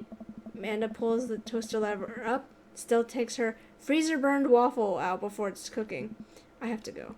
Amanda picks her bag up and storms out. Oh. Okay. I haven't seen her act like this in a long time. It's usually short-lived, but it always hurts. Hopefully this blows over and things are back to normal soon. I sit back at the kitchen table and look at the picture of Amanda and I hanging out on the wall. In it, I'm teaching her to ride a bike. Her face is a mixture of excitement and pure unadulterated fear. I remember how determined she was. Every time she would fall off and scrape her knees, she would get up and try it again. Finally, I had to stop her because she was bleeding everywhere. Then she started crying because she didn't think she needed bandages and wanted to keep trying. As I pulled the bike away, she just stood in the middle of the street and screamed. I took her for ice cream and it was like nothing ever happened. After giving it a bit of thought, I decided if I force her to talk about it, I'm only going to make things worse, but I have an idea. I start rummaging around for ingredients. I hear Amanda walk in the door. Instead of heading for the kitchen like she usually does, she makes a beeline for her room. She's clearly trying to avoid me. Hey, Pumpkin? What?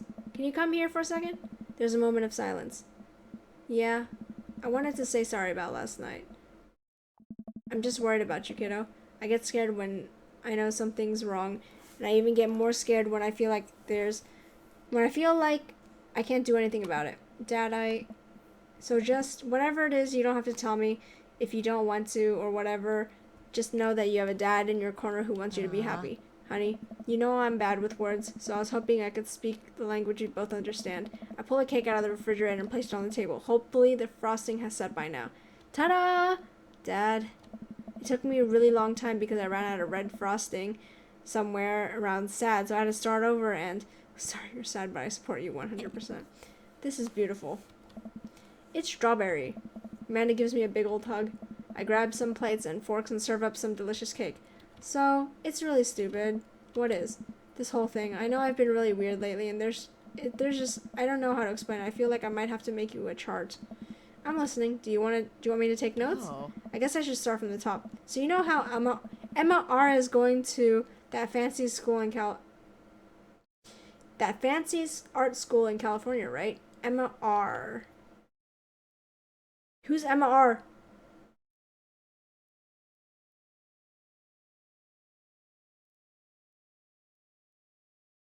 Emma R is who?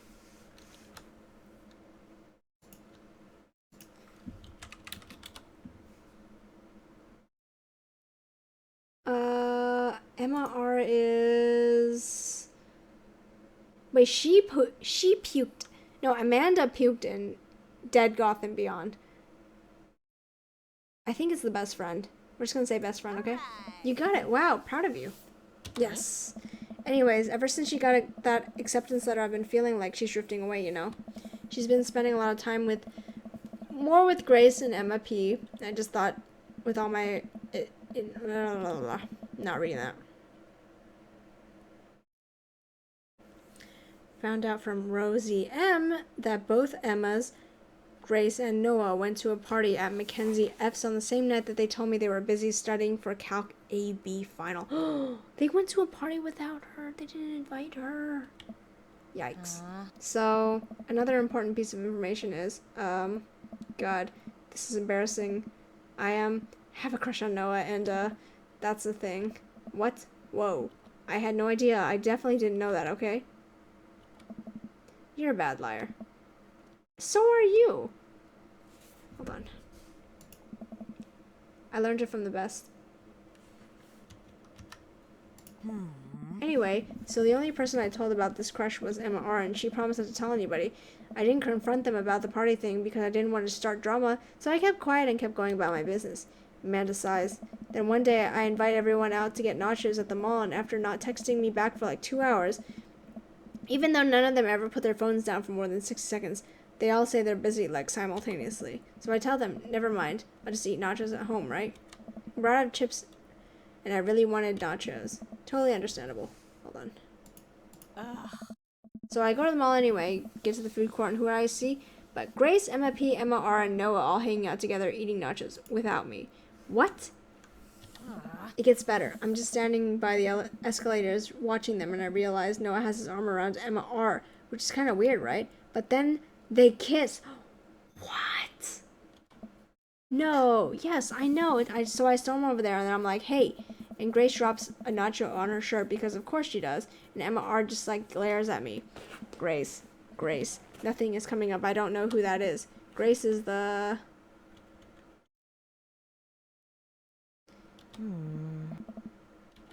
Grace is the one that nobody really likes. Or I guess that's me now. You guys suck. For that nachos, might I add, which only further contributed to the crappy day.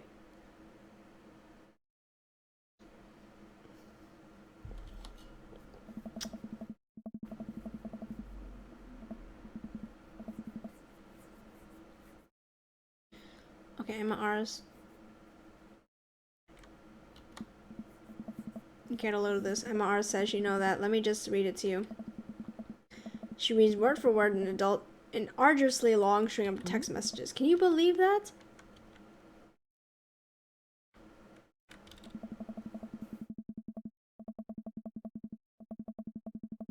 What do you mean that's not? What?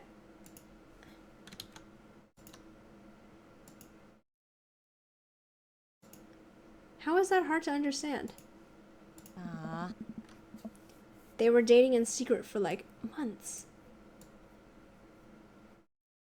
Hold on. my game suddenly became not full screen. Give me 1 second.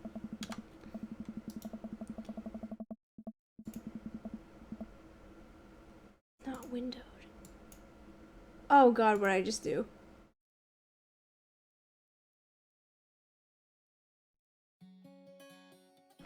Oh god, what did I just do? I just like started another game of Dream Daddy. Hold on. Wait, left me on read? What's that? Oh, like, she saw my messages and didn't reply. I know because there are read receipts. I don't know what read receipts are, but I'm just gonna nod and pretend I understand. Gotcha. While this is happening, I'm talking to Emma P about how mad I am because she's being kind of reasonable, and I'm venting her about how pissed I am at everybody and stuff. Then out of nowhere, Noah texted me and say, "How could you?" Oh, Emma P is a jerk.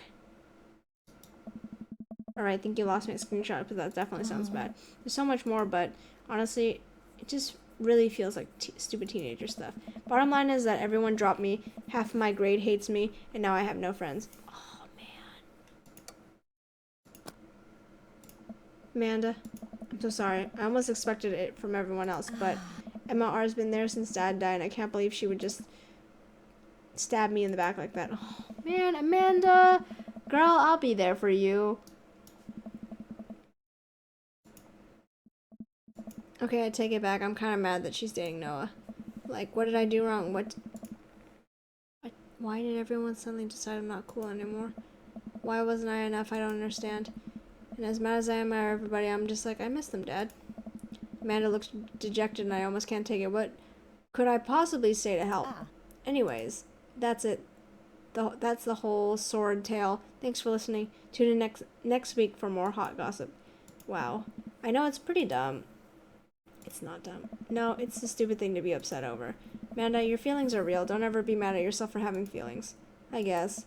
Unless you've secretly been a robot who's been approximating human feelings this whole time. Dad, if I was a robot, I would have transformed into a monster truck a long time ago. But seriously, I know you're...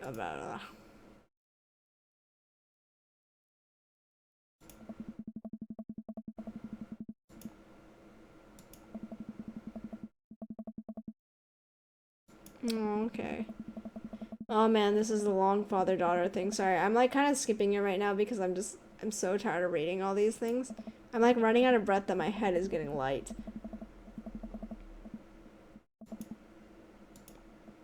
So basically, long story short, only real friends are real friends to you.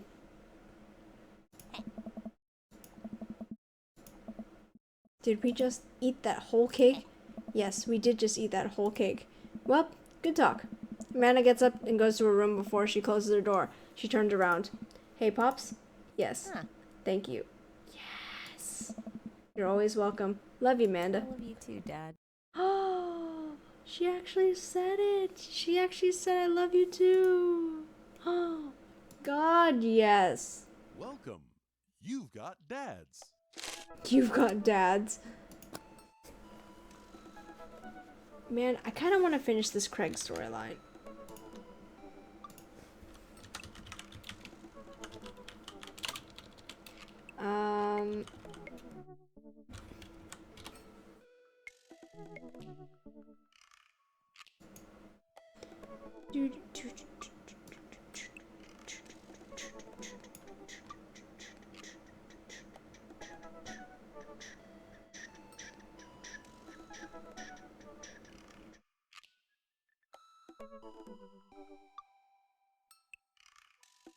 Okay, let's just finish Craig. Are you sure this is your dream, Daddy? Hell yeah.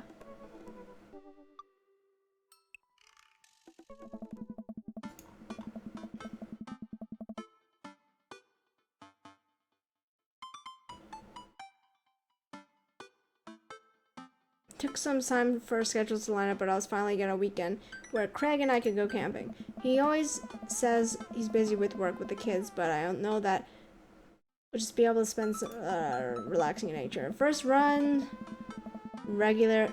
Oh, so they've been going like hanging out. I was able to sift through the attic and find my own camping gear from college. Craig put me in charge of bringing the sleeping bags and a tent while he takes care of the food, so I double-checked to make sure everything is ready to go.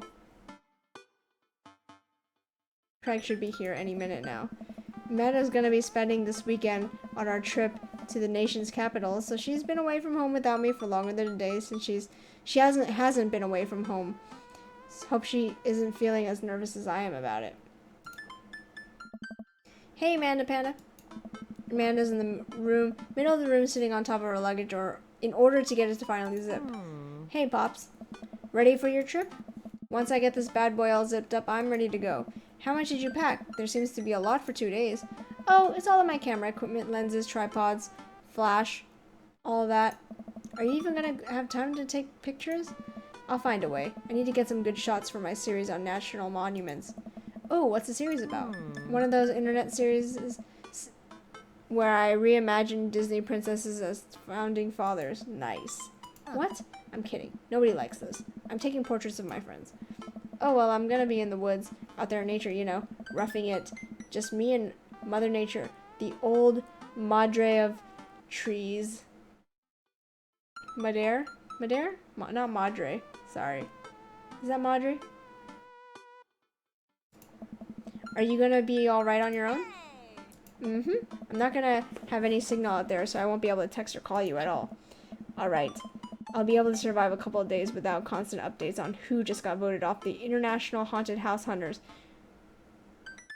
What kind of shows are these? Well, I'll miss you. And for the record, Bradley was pushed down a flight of ornate stairs by a ghost. They are really beautiful stairs. Amanda finishes zipping up the big suitcase and lugs it next to the door of her bedroom. She turns around and gives me a big hug. Relax, Dad, Tron, I'm a big kid now. I can take care of myself. Besides, I gotta share a room with Monica Sanders and 2 mom chaperones. The most trouble I could possibly get is falling asleep with a tub of ice cream on me. Oh, well, alright, don't steal anything, okay? Since you asked nicely, fine, promise. I step outside, hauling my bags behind me. Craig has already strapped some camping gear on top of my modest but stylish car. He notices me carrying my equipment and hurries over to take it from me. Let's flirt a little bit. Almost had a case of vapors there. Oh, whoa, look at that. Eggplants. Never fear, these muscles were made for picking up heavy things, never putting them in other places. Wait, never fear. These muscles were made for picking up heavy things and putting them in other places. Remember, it's your weekend to relax. Take it easy. I guess I can't argue with that. Everything's good with Amanda? Yep, on our way on the school trip to Washington, D.C. What about your offspring? Already at Smashley's for the weekend. I'm ready to get my camp on. I load the rest of my stuff into the Craig's car as we get in. Oh no, what's wrong? I think I left my juicer plugged in. We gotta go back. Are you worried that someone's gonna break into your house and cold press some carrots? No, it's just... just try to relax, man. Let the juicer float away and take all your worries and blend them into pulpy good vibes. Craig takes a deep breath. Do we have anything to listen to? All I had in my place is a series of DVDs that guide you through a thorough and intense calisthenics workout. Do you want to listen to those? I'm just kidding. Craig hands me a thick case filled with CDs. Take your pick. I thumb through a page and a half of kids sing-along CDs. Oh yeah, Twinkle Twinkle Little Star takes me back. Keep going. I get to the end of the case, and there on the very last lot, a blank CD with Craig's writing on it. DJ Keg Stands Mega Mix Volume 1. Made it just for the trip. I think you'll like it. Pop the CD in the car stereo, and it's like I'm immediately transported to our old dorm room. Hit after hit plays, and soon enough we're both happily singing the lyrics to each song as we fly down the highway. The song was Carl's favorite. Carl, the third roommate. You brought that dog home one night, and I couldn't pry you two apart. We spent the entire summer. Blah, blah, blah, blah. Then we had the room inspection. Aria was so suspicious of us, but could never prove anything. Carl was just under the blanket. Bless that pup's courage under fire. Man, we did some dumb things back in college. The hours fly by as we belt out tunes, whatever non-existent key in our voice register, and soon enough okay, whatever. Feels good to be back out here. Real good. We park our cars at the entrance to a familiar trail and load up our gear on our backs. I'm thankful I've been working on my health in the past couple of weeks, otherwise I'd been dreading all the hiking that's about to happen. Craig looks intently at his phone. Everything alright? Yep, just had to fire off one last work email. Craig pockets the phone and we start off the trail, and it's relatively easy, but I know I would be huffing and puffing at this point if it weren't for all the murder sprints. I look around me and I take in the tall trees and animal chirps. Everything okay back there? There's no reception out here. Oh yeah, that's... Being out in the middle of nowhere will do that. I recognize the look of anxiety on Craig's face. What if there's a problem? There won't be. It'll be fine. Come on, bud. Who's a relaxed boy? I don't know. Craig. I'm a relaxed boy. That's my dude. We keep marching out. We might keep marching down the trail, but it seems like Craig is still worried. After a bit, he stops in his tracks. Maybe we should go back. We can find another camping ground that gets good phone reception. Craig, seriously, what's wrong? I mean, I'm just really nervous. Oh, something bad happening to the girl. I don't have signal. I have no way of knowing. Let me tell you, that feeling never goes away no matter how old your kids are. You just gotta remind yourself that they're in good hands. Craig doesn't say anything. I give him a reassuring punch on the arm. Or reassuring punch on the shoulder. Try to remember that why we came out here. The plan is to get away from it all and just focus on ourselves for this little trip. No distractions, no cell phone service, just two dads, relaxing out in the woods. Craig looks at me directly in the eyes. No distractions, no cell phone service, just two dads relaxing out in the woods. We're gonna have fun this weekend. Can't believe you still have this tent. Found it in my attic. Already checked for holes.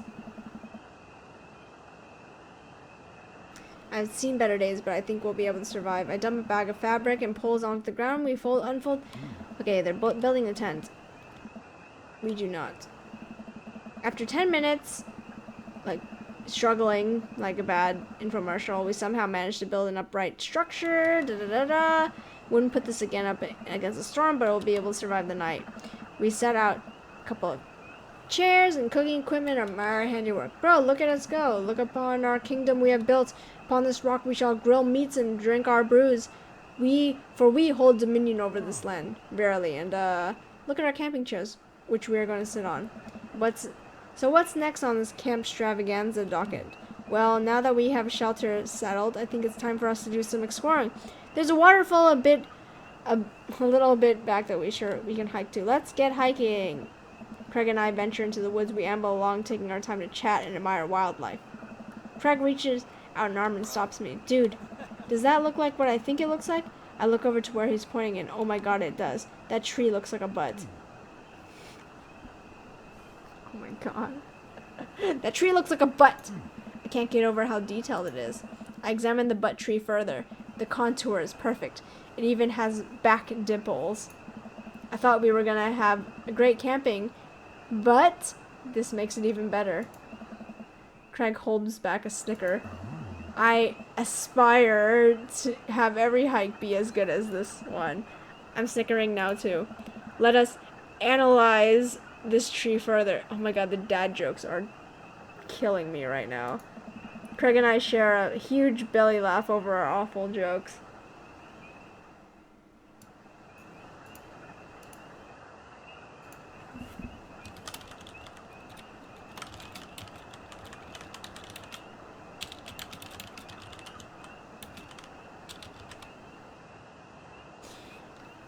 Oh my god. Craig and I share... Okay.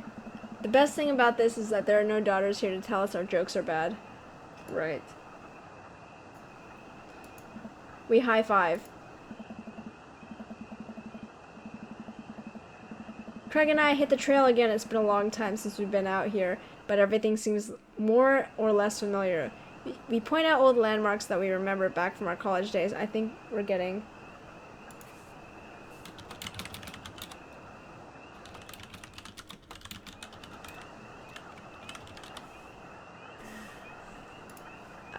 Getting closer now. Check it out. There's a clearing up ahead as we get closer. I hear water running.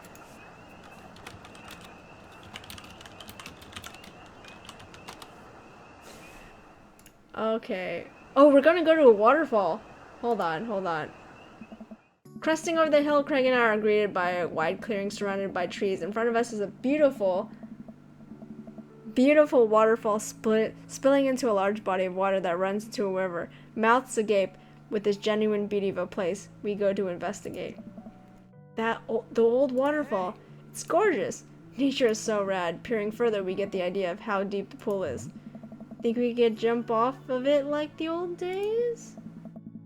Ha! This old dad is happy you're on dry land. Looks like you could climb right over there. We didn't even bring swimming trunks. What are you talking about? Craig immediately begins taking his clothes off! Please!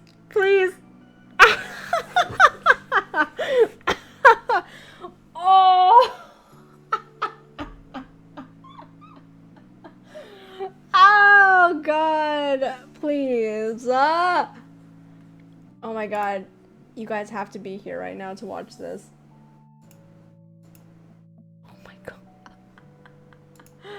Oh, let's look at... You know what? No shame. We're gonna look at Craig's butt. That is a good butt. Craig turns around suddenly. He catches me looking. I do a lot of glute workouts. I immediately turn away, blushing. You coming or what? Ooh, I don't know about this dude. He's already making his way over to the waterfall. By the time I finish the sentence, when he realizes I'm not right behind him, he turns around and rolls his eyes. We lived together for years. I've seen your ass more times than I can count. It's no big deal. Put on a show. Let's put on a show. If the clothes are coming off, then it's somebody's birthday. Craig's giving me the wolf whistle. Oh my God. I turn and give my booty a good spank. Oh my God. Oh God, this one's for you, big boy. I take my shirt off and drop it in a pile with Craig's clothes, and I put the rest of my clothes on the ground, feeling exposed. Craig and I climb up to the top of the waterfall, making sure not to slip on any wet rocks. He reaches the peak before I do and offers me a hand getting up. At the top, we look over at the cliff at the tiny lake. It seems so much higher from this perspective. Craig's always been a daredevil. He pulled some stunts in college, so I'm honestly shocked he survived. I'm always the one standing on the sidelines, watching and hoping I wouldn't be bringing him home in a gurney. Man, this could be dangerous. Craig looks me in the eyes. Don't think, just jump. Craig cannonballs off the waterfall and into the lake, creating a huge splash. I'm worried for a moment before he finally resurfaces from under the water. Whoa! He treads water, looks up at me. You coming or what?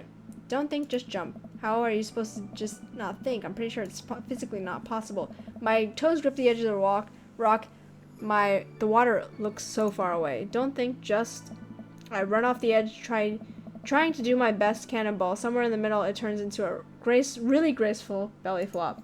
I hit the water with a loud slap. I resurface to find Craig giggling.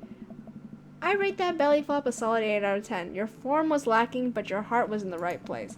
I playfully splash water at Craig. Are you sure about that? Splash him again. You've given me no choice. Craig splashes me in the face with a huge wave of water. You've awakened the beast. He launches another wave of water at me. Don't you put me in a corner here. Don't put a wild animal in a corner.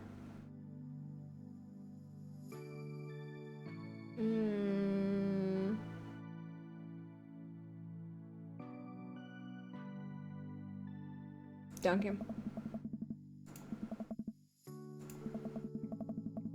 Bro. Hey. Oh,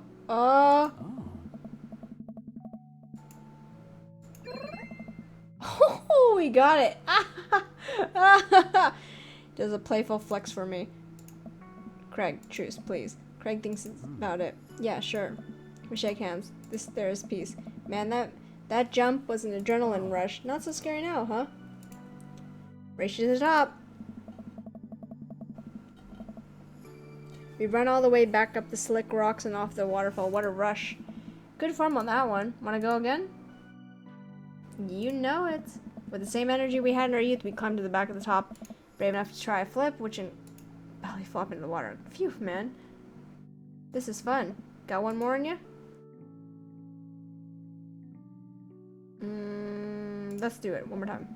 Take a little bit more time, but we get to a waterfall and do our best. Alright, I think that's my limit. We should get back before it gets too dark.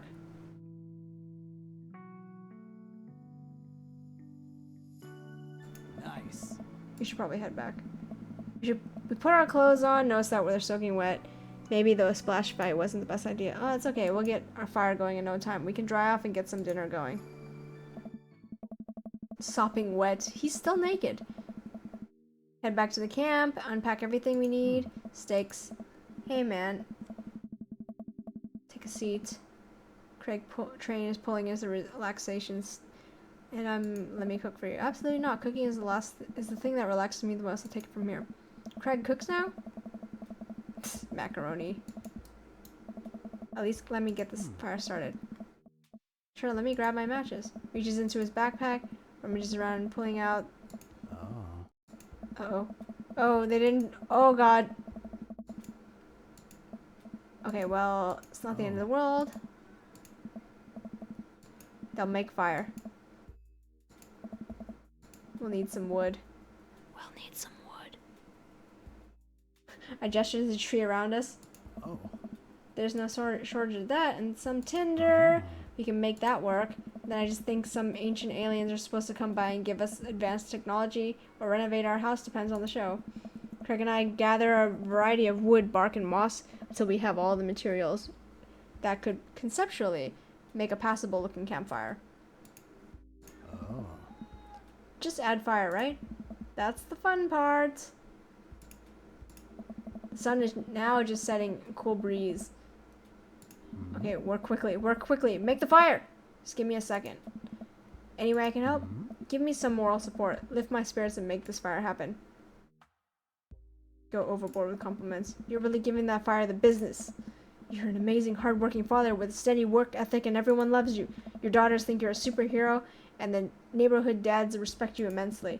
Also, your butt looks great. Bro, stop. You'll make me cry.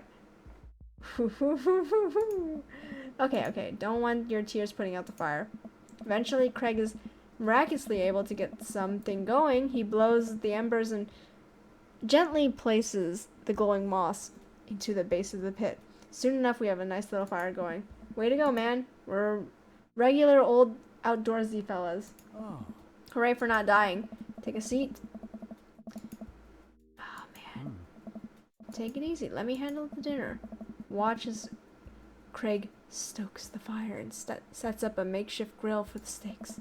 After all that hiking and swimming and fire starting, I am able to relax a bit with the sound of crickets and the scent of steak filling the air. I actually feel pretty calm. Craig expertly sears 2 steaks in a pan he's been heating up on the fire. Crackling thyme and crushed ginger cracking thyme and crushed ginger over it while basting them both in butter. Ooh, Craig, boy, you know how to cook? Wow, I didn't know he was actually good at cooking. The fanciest I've ever saw him get sprinkling seasoning packets onto dry ramen and eating it straight up. Ew. When did this happen? Used to eat cereal every morning with beer instead of milk. I grew up, I guess. I think these are just about ready. Okay. Oh. Dude, let them rest. It'll be more flavorful that way. Oh my god. Side salad. Ooh, my god. It's a date, man. Everything tastes okay? I'm in heaven. That's what I like to hear. I remember for an entire semester how I would eat burritos for breakfast, lunch, and dinner. Oh my god, this date. Look at you now, man. You have kids, great job, and now you cook like a vengeful wizard whose arch nemesis is microwavable food. I'm really impressed about how much you've gotten your life together. Craig laughs, but there's no humor in it. I'm glad you think that. I glance at Craig while he picks at his salad. He really grew out of his baby face, but there's something about his expression that makes him seem much older than he is, a sense of maturity he didn't have in college. He looks exhausted. You okay? I don't know. Yeah. Come on, dude. I've known you for long enough to see when you're down. Hi. I'm tired, bro. I think being out here is making me realize just how drained I feel. You work really hard, Craig. It can't be easy. Oh. I have to for my girls. I volunteer at their school. I cook healthy meals for them. I do everything I can to make sure they're safe and happy. And when they're with their mom, I'm always working overtime so I can support them. And you do work out a lot so you can crush anyone who stands in their way. Oh. That, and I don't want to fall into my old habits. I need to set a good example for my girls. Everything I do is for them, and I wouldn't have it any other way. But it seems like it's bleeding you dry. Dude, he got the V going. He got the V going in his hips, man. Oh my god. Mm-hmm. If that's what it takes to raise them well, then it's worth it. Craig, buddy, I know where you're coming from here, but you gotta take care of yourself too. I do though. I eat right and exercise, and that's not what I mean. You're a little too butter on too much toast, you know? Hey! What? You're spreading yourself too thin. Life needs balance. It's great that you care this much about your kids, but you can't neglect your own needs because you're too busy taking care of everyone else's. You matter too. No. It's just, I know I can provide for my family. Oh my god, this is gonna be a long, like, bromance right here. Hold on.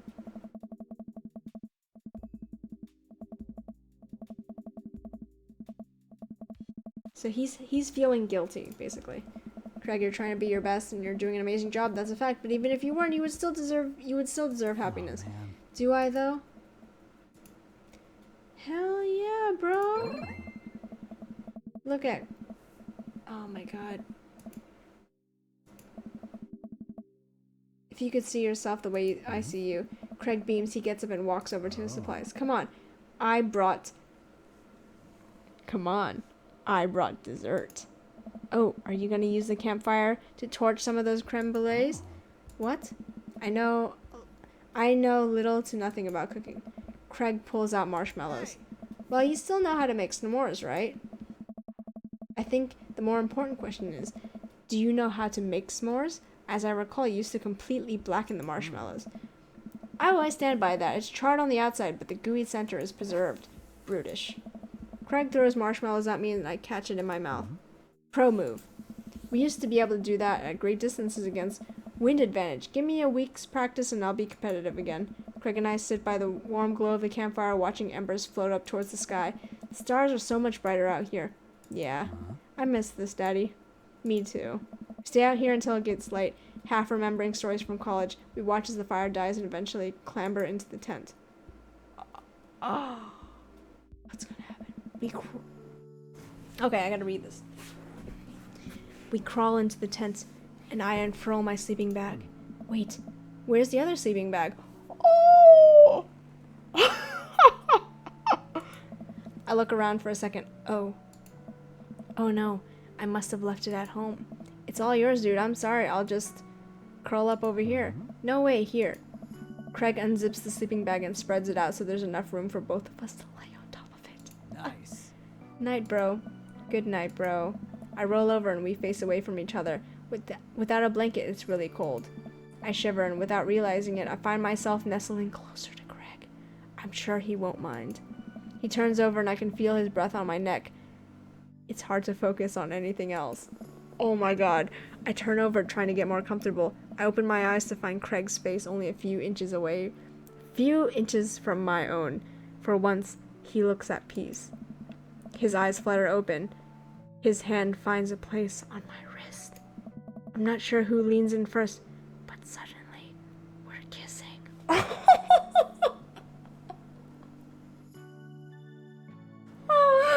Oh my god.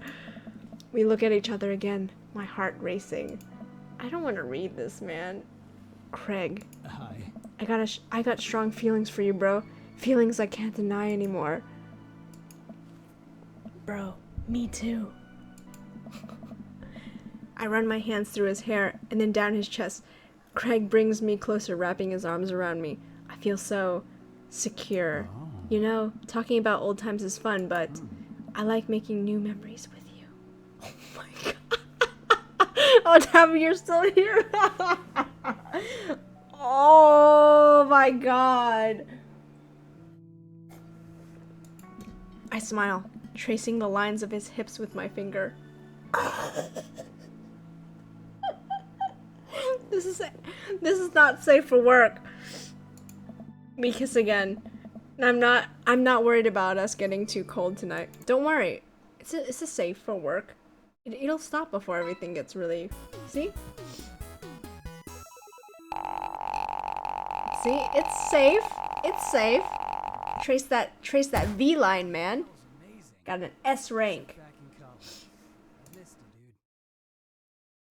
you, dude. Yeah. Keg stand champion. Okay. Be cool, daddy, be cool. Off to a good start. Something fishy? Rats.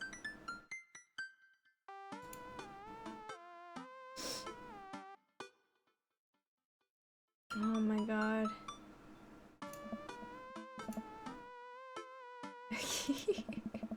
You're allergic to shellfish. Oh, I forgot again. Dad. Gosh, I'm gonna be sick. What have I done? I'm kidding. You're right. I have a little surprise for you. Yeah? I can tell. You're very bad at lying. Amanda, my dear, would you care to join me in the kitchen? Father, it would be my... Where a present lies in the corner on the table. It's nothing special. Dad, you dramatically whip off the cloth of the table. Amanda's jaw dropped. No way! I figured you probably won't be able to get cable in the dorm, so I thought it would be nice to take a piece of home with you. A DVD box set of Long Haul Paranormal Ice Road Ghost Truckers. All 19 seasons. Bonus material including commentary with the actual ghost features in the show. Dad, I love this, thank you. She gives me a big hug. I'm glad you like it. Hey, you want to hang out with me in the backyard for a bit? Toss the old pigskin around? Totally. Follow Amanda to the back door. Oh! You told me not to make a big deal, but you seem to have forgotten my entire mission is to make a big deal out of your accomplishments. So consider this your graduation party. Surprise! Dad, everyone's here. Well, yeah, everyone wanted to come and support you. Is that a mac and cheese bar? Sure is. Fully customizable down to the type of mac. There's an ice cream cake and all kinds of good crunches in the middle. I don't know what to say. Don't say anything. Just go have fun with your pals, alright? I'm so proud of you, Amanda. Amanda smiles and runs to our friends. I should make the rounds and make sure everyone's having a good time, but first, mac and cheese. Daddy! Brian, you made it! Ha! I don't pass up on good mac. What do you think of the party? It's not bad. Just not bad? Yeah, it's not bad. Don't let him bait you. Don't let him bait you. Thank you for the lovely compliment. Daisy trots up. Hi! Amanda's dad. Hey! Brian's daughter. See? See how that feels? This is really a great party. Thanks so much for inviting us. You're very welcome, tiny child who knows how to pay a compliment. Tiny child. Brian and I lock eyes. This isn't over. Looks like you've settled into the neighborhood quite nicely. Yep, couldn't ask for a better cul-de-sac. I'm glad. Hopefully we'll see you more at church events. We got a big schedule planned up for the rest of the year. Sure thing, Joseph. And maybe if you aren't doing anything later, maybe we could hang out sometime. Sure, Joseph. That'd be great. Maybe we can hang out sometime. Well, see you later. Hugo comes up to me with a big plate of mac and cheese. Oh. Perfect cheddar to mac ratio. Beautiful work, Daddy. Thanks, Hugo.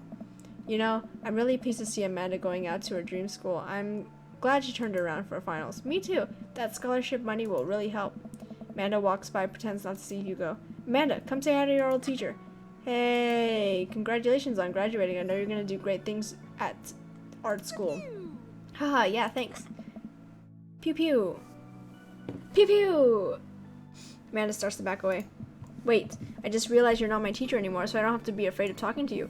You no longer have whole power over me. You're right. Go forth, adult. I can no longer give you a detention. Yeah, I'm gonna break anything I want. There's nothing you can do about it. Are you still mad about that time I gave you detention for breaking my globe? Nope. And I'll have you know that globe didn't even fit through the basketball hoop in the first place, so she'll fit into college just fine. Hey. Hey. Robert gestures vaguely to the snack table. Good stuff. Yep. See you later. Hey, man. Matt. Let me know when Amanda leaves for college. I'll have a fresh batch of grateful banana bread ready for her. Thank you. I know she'll love that. What a splendid garden party. What a splendid garden party. My deepest thanks for extending an invitation to my son and I. This icebox cake is divine. Yeah, thanks, dude. Good cake. Thanks for coming by. Hey, looks like Amanda's hanging out with Briar and Hazel. Let's see what they're up to. Yeah. Hey, Briar. Okay, Briar, think of a shape. Hazel. What is she thinking? Square. Briar? Star. We'll get it next time. Amanda leans in close to Briar and Hazel, lowering her voice. Listen, you guys can be real with me. If you're downplaying your psychic abilities, I want you to know that you can trust me. Heck, even think of me as a third twin. Amanda, that's a triplet. You know, Dad, by the time I'm done with these kids, we're gonna be finishing each other's... What? You didn't finish your sentence. What are we gonna be finishing? Each other's... sentences. See? Third twin. I have to go. As the party starts to wind down, I take a seat on our back porch step. The sun is setting and everyone seems to have eaten their fill. Amanda wanders over and sits down next to me. Killer party, Pops. What can I say? I was inspired. So, I also have something for you. For me? Why? Not to be completely genuine about my feelings for once or anything, but growing up wasn't easy, but it could have been a lot harder if it wasn't for you. Dad, you've been there for me through everything. There's been times in my lives where you were my only friend. I was really scared of going to college and being so far away from you, but I realized that everything you've done for me has been to prepare me for this. I'm ready. I wouldn't be who I am without you today. Don't cry, don't cry. I swear to God, Daddy, if you cry again, you're the best, Dad. I love you. And I'm crying. Me too. Anyway, that was enough emotional vulnerability for one day. Present time. Amanda hands me a tiny wrapped package. I tear the wrapping off to find a framed picture of me and Amanda. It's us. Kind of shocking. All our photo albums are just pictures of me, huh? I figure we needed at least one together before I leave. Amanda, thank you. Watching you grow up is... Oh my god, that's so long. Knock 'em dead, kid.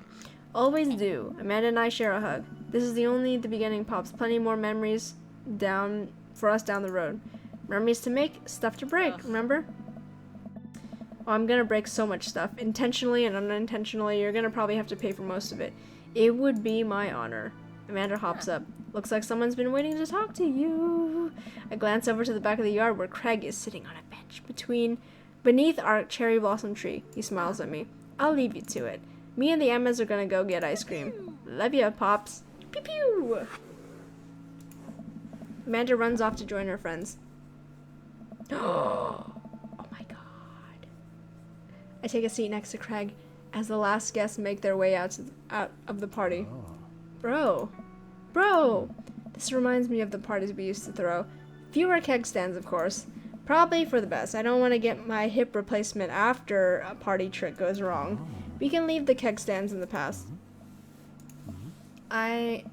Taking this weekend to relax. This party was my first stop out of the express train from the relaxation station. Next stop is Napville.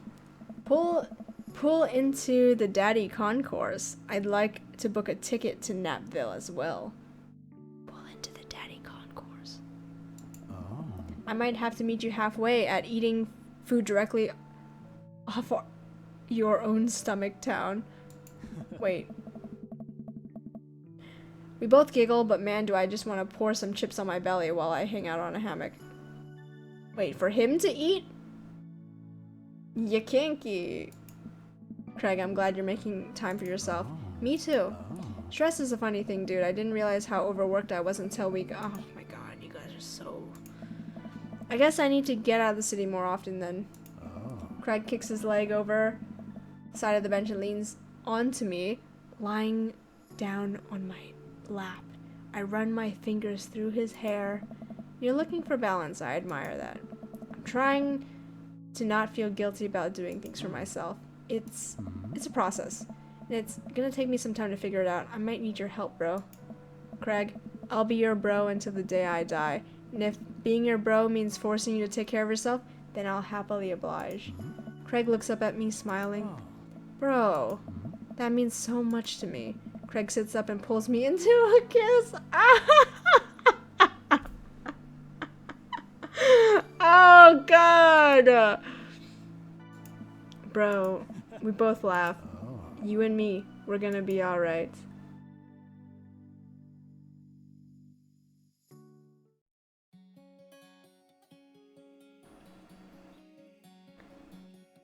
Dream Daddy.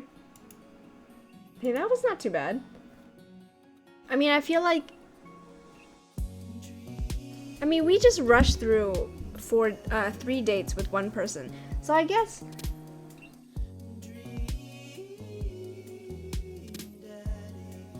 I mean, that's not too bad, right? I mean, that's only going through one person. You can go through all of them, right?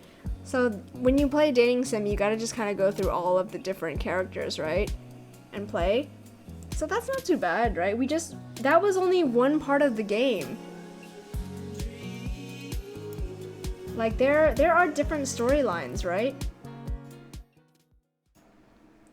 So I'm thinking that next time we need to, I feel like we need to run through all of them.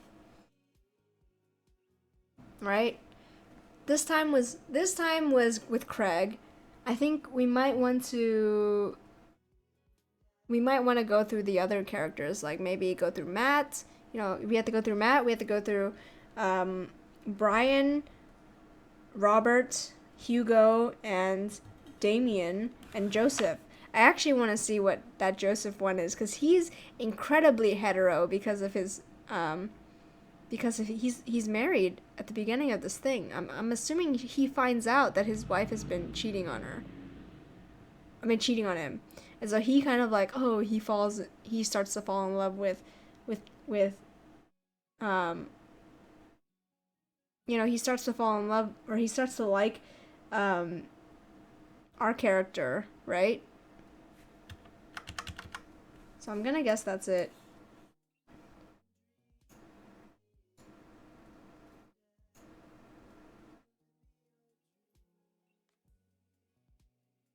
Oh my god, look!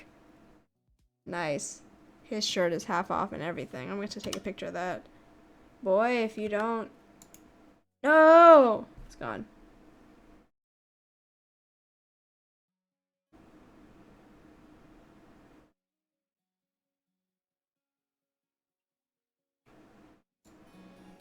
Yeah, I think that was good.